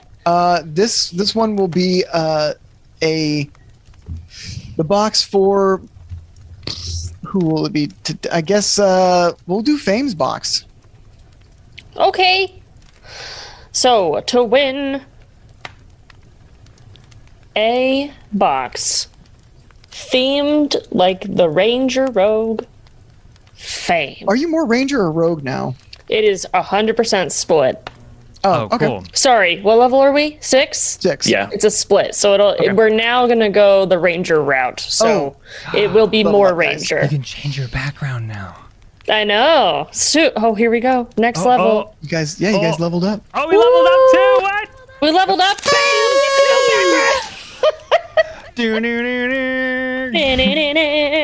So Level up. Yeah, you guys got one of the things in the Taranka reading that earns you a level, baby. Hell yeah. Love to see it. All right, are we ready? If you have not done so already, exclamation point to giveaway in the chat. And also, let's talk about a raid phrase while we give people a little bit of time to put exclamation point giveaway if they haven't already. It's right. Always go with the lumpy rug. Always go with the lumpy rug. Oh, there was another one earlier, but yeah. What was that? Man, I just got Flash Genius for the Artificer, and it's kind of cool. Oh, proficiency in pants. Proficiency in pants. Oh, yeah. That's a good one. Also, just to clarify, you mean we're going from 6 to 7 now? You guys, at the start of next Wednesday, you'll be playing level 7 characters. Aw, yeah. Okay, I just wanted to make sure. Woo, proficiency in pants, baby. All right, let's draw that entrant. Oh my gosh. Rachie Pie. Hey. Rachie Pie. Rachie Pie. Are you here? Yay. Rachie with the win of the box. Rachie, are you here? Rachie, there you are. Rachie. All right. Very excitement. Rachie is always here. You right. Yeah. You right. All right. Rachie's winning a themed box for their dice if you so choose to use it for such. That'll be fun. So exciting. And I just I can't love hiding. it. No, that and I doesn't just work. can't hiding. All right. So who are we rating with our proficiency in pants raid phrase? So I put some in in one of our chats that are currently on. If we want to look at those, maybe. Let's check out how long they've been going real quick, just so we don't raid into a closing channel. I know. I'm looking at the last so one right probably not. All right. Dork Tales is not on break. So let's give them some love, give them some proficiency in pants. Proficiency in pants. Yeah. And proficiency. Pant proficiency. You don't need that wire team anymore. You're proficient. I am All proficient. right. We're proficient. Thank you all so much. I hope you have a wonderful night and a wonderful weekend, and we love you. We love you. Oh, one quick announcement. Keep an eye on the Discord. For the game recruiting, I will be posting this month's one-shot. This month, because it's May. I will be posting this month's one-shot within the next couple of days, so I can get some interest in that. Okay, love you all. Awesome. Bye. Bye. Beautiful time for Ash. Have a wonderful